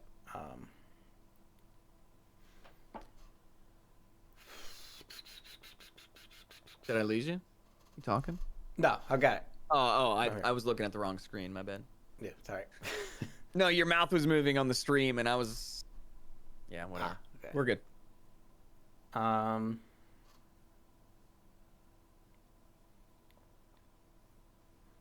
When people kind of interrupt or something like that, right? There's always that accusation of tolerance, right? Like, someone will piss you off and you'll actively or passively try to remove them, and they'll accuse you of being intolerant. And I think people forget like the difference between discrimination and intolerance and tolerance. If you want to put it more blanketly, like there's acceptance, rejection, and tolerance, right? Acceptance is I support you and I agree with you. Rejection is I do not support you and I do not agree with you. Tolerance is I do not agree with you but I support you, right?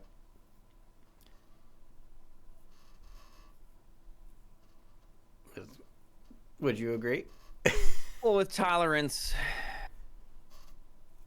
like tolerating somebody, I don't feel like is necessarily support.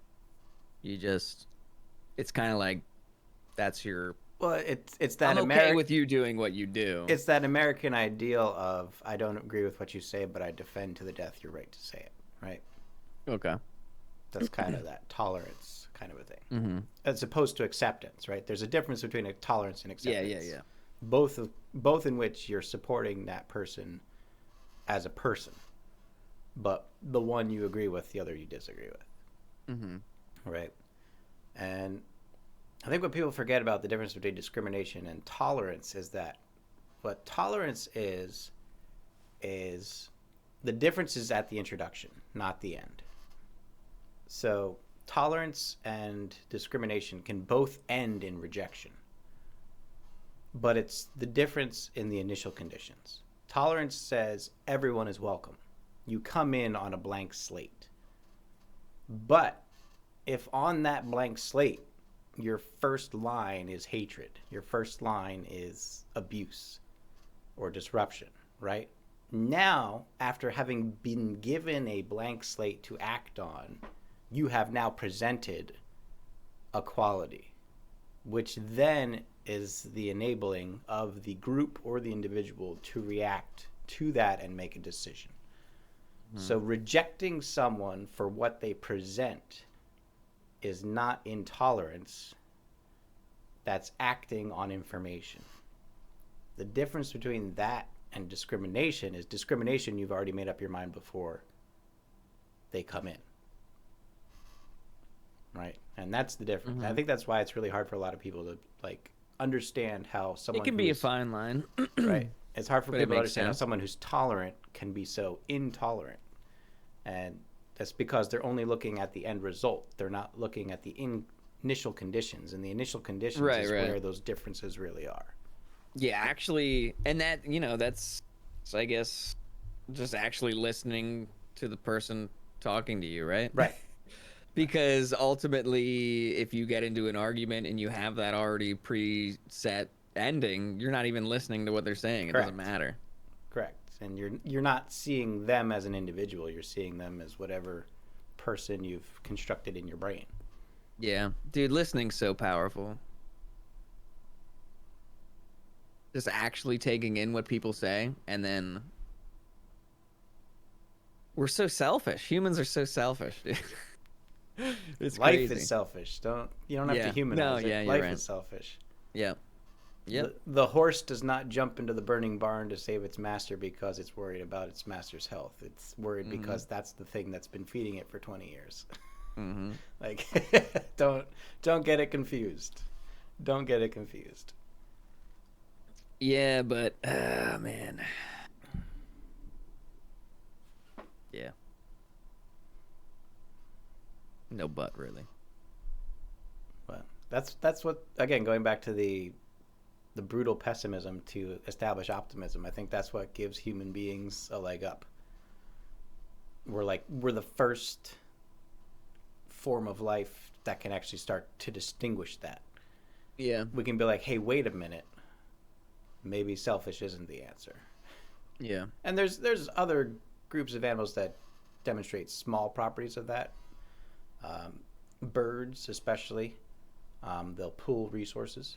So if they have surplus, they'll give the surplus to other birds. But that ends up being a selfish thing because in those social circles, the birds who give more get more from other birds. So it's actually a self-serving interest.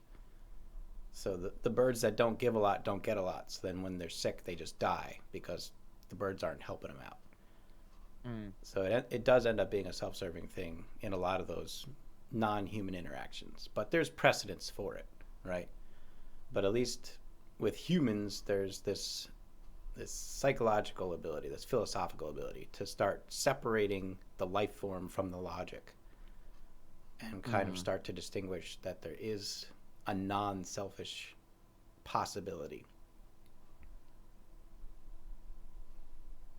So for me, that's a sign of hope rather than a sign of despair. Yeah, no, true. I ultimately think of it in terms of just conversation, and how every human wants to talk about what they want to talk about. And that's why listening is a superpower, because if you let somebody talk about what they want to talk about and you're intrigued in it and you ask them questions about it and things like that, you're just they gain this respect for you, Right. that I think people just, they're not used to, because everyone's just wants to talk about what they want to talk about. Yeah. That's why it's so great to get into conversations with people that want to talk about the same shit. That's why you surround yourself with the people that are like you. That's the Bill Nye mantra is everyone you will ever meet knows something you don't, right? It's just a fact. Yep. Learn something from everybody. Cool. You want to pick my brain one more time before we put a formal ending to this, and then we can do this some is a good ending question too. I have a couple things, but your choice. Choose real quick. How about this? Sure. What just put it into the 2 to 5 minute thing. What was the deal with the grind this season? The grind, just tilt. Because like you were like testing stuff out at the end of the season, right? And then you kind of were doing it a little bit at the beginning of the season. The whole point was to embrace the tilt grind. Because there finally was one. Right. And with the changes this season, there's no longer a tilt grind. So it's just impossible, you'd say? I would say it's impossible. And at the very least, unhealthy. Okay. So I had a perfect opportunity to test too. Sinister Plans had about 40 people. I had about 40 people. And it was for a solid hour. And I had just started a new run in Tilted. And obviously not able to queue up in the first 20 levels. Because Pixel doesn't want that 1 to 20 grind, which I definitely agree with. But I think there should be a bump from 15 to 19 because they're 2-minute levels and they're not easy. You should not be getting the same reward for 15 to 19 as 2 to 4. But yeah, I know it's a tough balance. I mean, I don't even know what it all takes. But then from 20 to 30, I was keeping pace with Sinister Plans. Like we're getting about the same XP. So for half an hour of every run, I fall behind, and then even doing well, I at best keep pace with racers with the same number. Now, there is the argument that there is the benefit to the tilter that they can tilt longer because streamers don't get XP after 20, which is true, and that is the strength that the tilter has, is streaming longer than racers. But the problem is the refresh rate on bonus races is really high. It is. And then we're not even into rolling day bonus yet. So if I can't even keep pace day to day with a racer that has the same number, and you're going as far as you can, right? And that's with a racer with the same number of marbles. I'm only going to fall more behind as the rolling day bonus increases. So there's no tilt grind. I mean, you can look at it right now with. Like, look at the hours Curie or Iguana has put in compared to the hours that Sportscat Squad has put in. It's probably like 1 to 4. And Sportscat Squad is keeping up, if not crushing, depending on how you want to look at it. Right? So there's just... Yeah, my ultimate happiness with the grind would be that there's a balance. And I told this to Pixel, is like, and obviously I guess there's like, that's the thing, right? Find a balance. Right. But like, if you want to race, I think you should have a chance at just doing races. If you want to just tilt, I think there should be a chance. If you want to do both, I think there should be a chance to like find a way to mix them up and do, you know. Right. I don't know what it takes to figure that crap out, and maybe ultimately it will end up being separate leaderboards. Maybe he'll just be sick of it one day and be like, separate leaderboards. But also, we have to think about the future. These leaderboards are just going to go away anyway. Right. When Marbles 2 comes out. Right. And, you know, how long should we harp about this? And I don't know. It was nice to see tilters have a chance last season. I would love to see everyone have a chance. Right. It does suck that there's not this balance. And, I mean, it's really hard compared to people who just, hit a start button and wait 2 minutes compared to people who are really, like, challenging themselves to save marbles and getting do the skill-based 100% game. with 30 marbles to level 30 is brutal. I'll tell you right now. Yeah, I mean, it's just brutal. It's completely opposite type games, and I understand why people are like, oh, they need separate leaderboards and stuff. But yeah, I mean, it goes back to control. What the hell can we do? Yep. We just talk about it. We do our thing. We do our podcast. We talk about it. You know, Pixel listens. I'm part of the team. It's not like I have no say, but I think Pixel listens to me a little bit more than everyone. Just a little bit more. But even then, sometimes he's just like, fuck you. No. Right. Like, no, this is stupid, and here's why. Not just fuck you, no. He does a lot of here's why. So. But yeah. And that's, you know, it's crappy, because when I think about it, when I go for the grind, I want to go for the grind next month. And yeah, I can do just races, but my ultimate thing is just, man, I would love to do what I like to do, which is mix everything up a bit. That's why I was excited about this season, is like I can tilt for 8 to 10 hours and then I can finish with my daily event, whether it's the Derby or Thursday Flare or right Record Hunters or whatever doing. Like it would have worked. Yeah. But with the tilt nerf, I was getting better XP per minute with battle royales than I was with tilting. Like, all right. Yeah.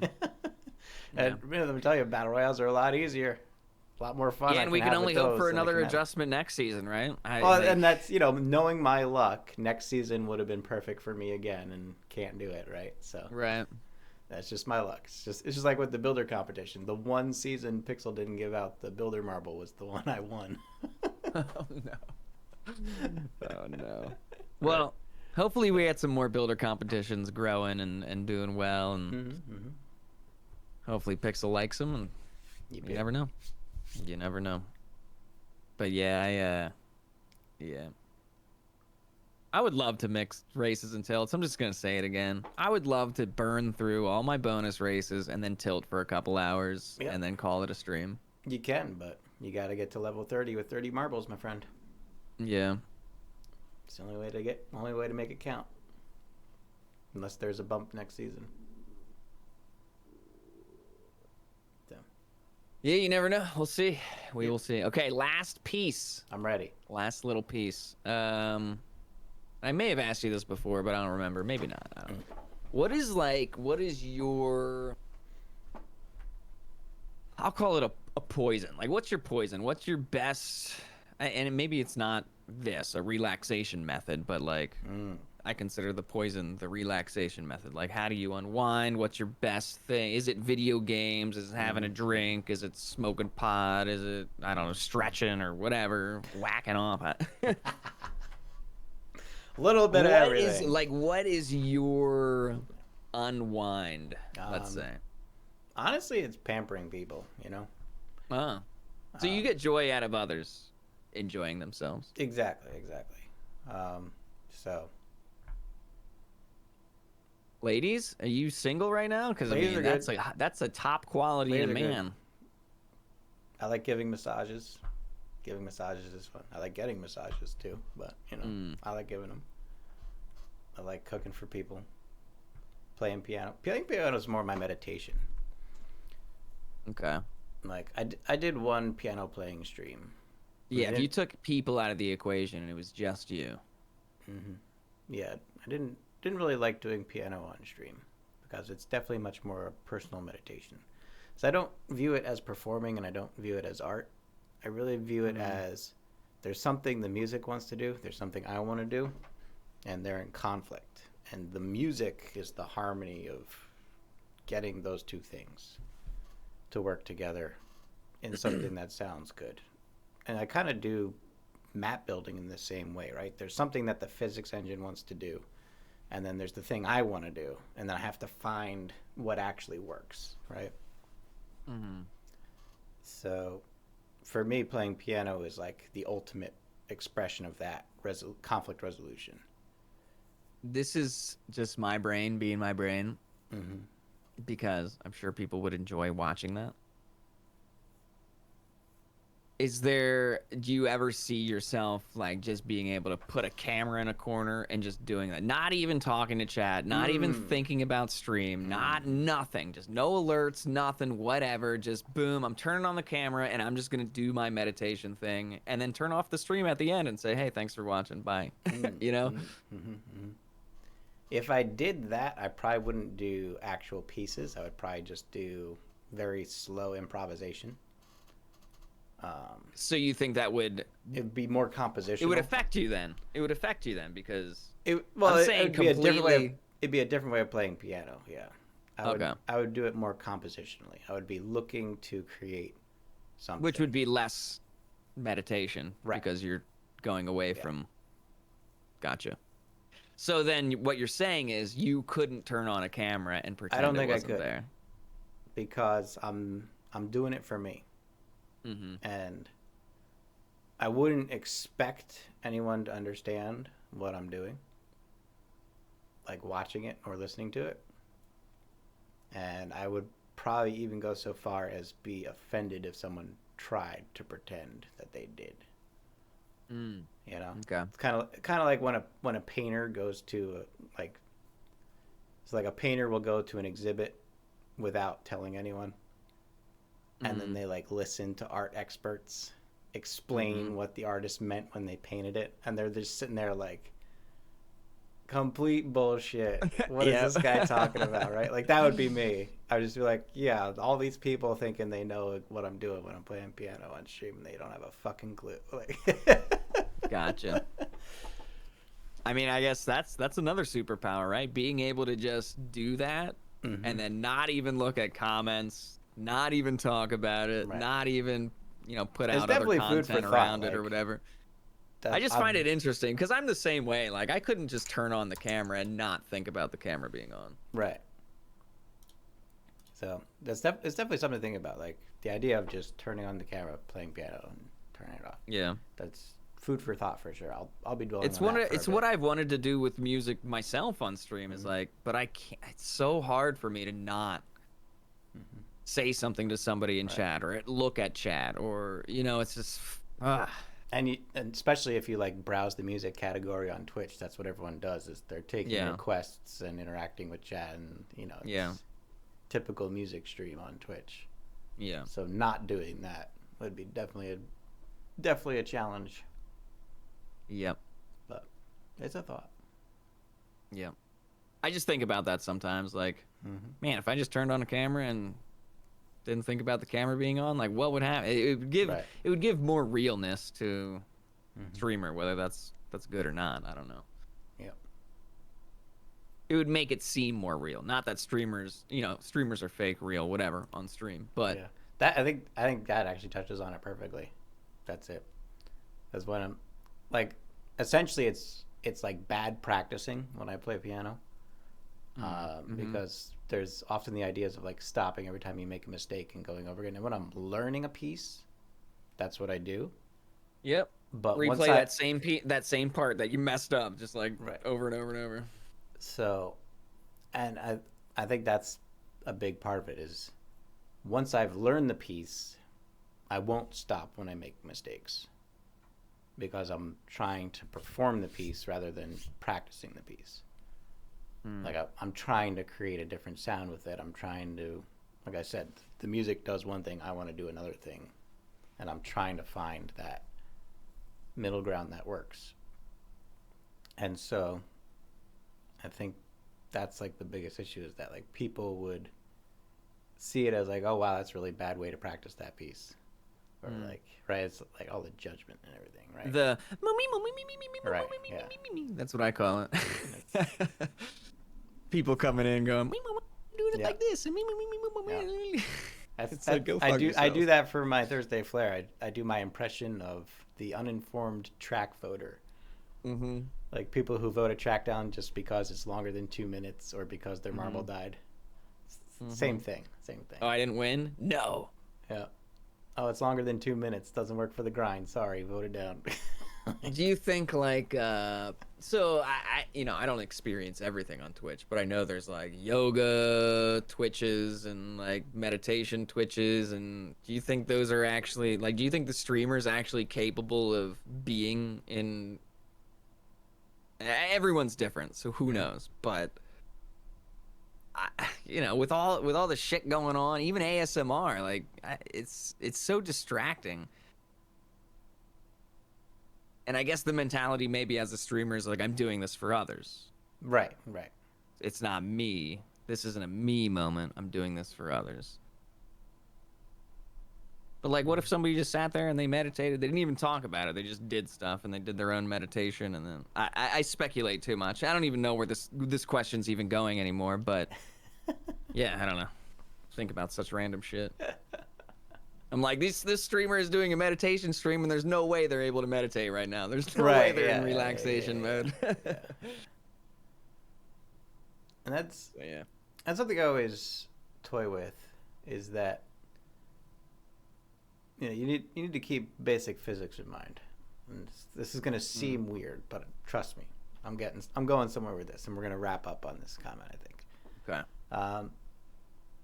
So you'll see things like Reiki or yoga or other chakra tantras, things like that. And the point being is you can't assume any of that is working externally, right? Because if you can record someone doing something and it energetically affects people who watch it, you have violated physics, because now you are creating energy out of nothing, right?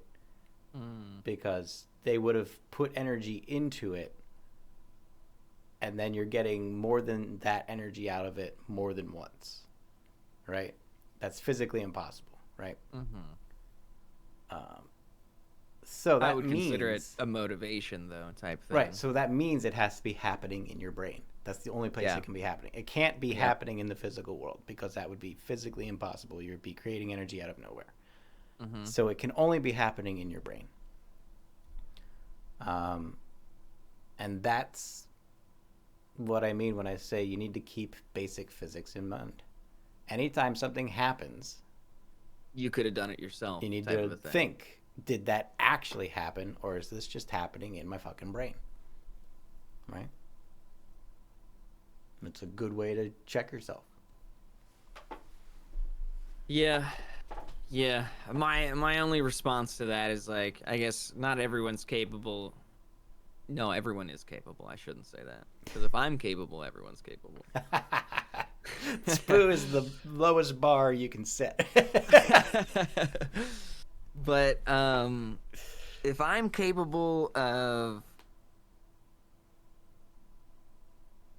I shouldn't just straight up say this, because I'm not always capable of it, but like just creating the positivity within myself. I've met people, and you run into people who just, they have this positive effect on you, and then it does create this positivity within yourself. But the power is within yourself, and that's something I tell myself. Like, I can create this myself. I don't need somebody to do that. But that person is very helpful in sparking that and making the flame bigger. They are providing an instruction manual for you to follow to generate what you're looking to generate. Yeah. And it's easy to just follow the manual, but then when you have to do it for yourself, it's like, wait a minute. Can't I just keep using the manual? Relatable to content creation, and I talk about this a lot. There's some things that I spark myself, like I create within myself and grow it, whatever. And then there's other things where it's like I see somebody else doing something and it gives me an idea, and that's like that, it's kind of both things. So I don't know really where I'm going with that, but we're all capable of creating. I'm very happy that I'm somewhat mentally strong, and I didn't used to always be like that. And that goes back to me talking about just like pushing through the shit in life. I've been, I've had many mental struggles and physical struggles, and it's like I learned from them. That's where my mindset has always been.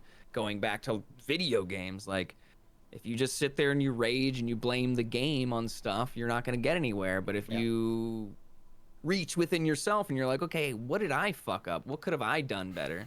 Then you learn from it. And that's just, I don't know. It's just been this whole, video games have really helped me, man. The more I think about it, it's like, man, video games really helped me. Puzzle solving and keeping the brain sharp. There's a reason employers are starting to realize that gamers make very good employees in group working areas. Yeah, and like, when it's a team game and you got to work together. Yep. Well, I think that does it for the main part of the show.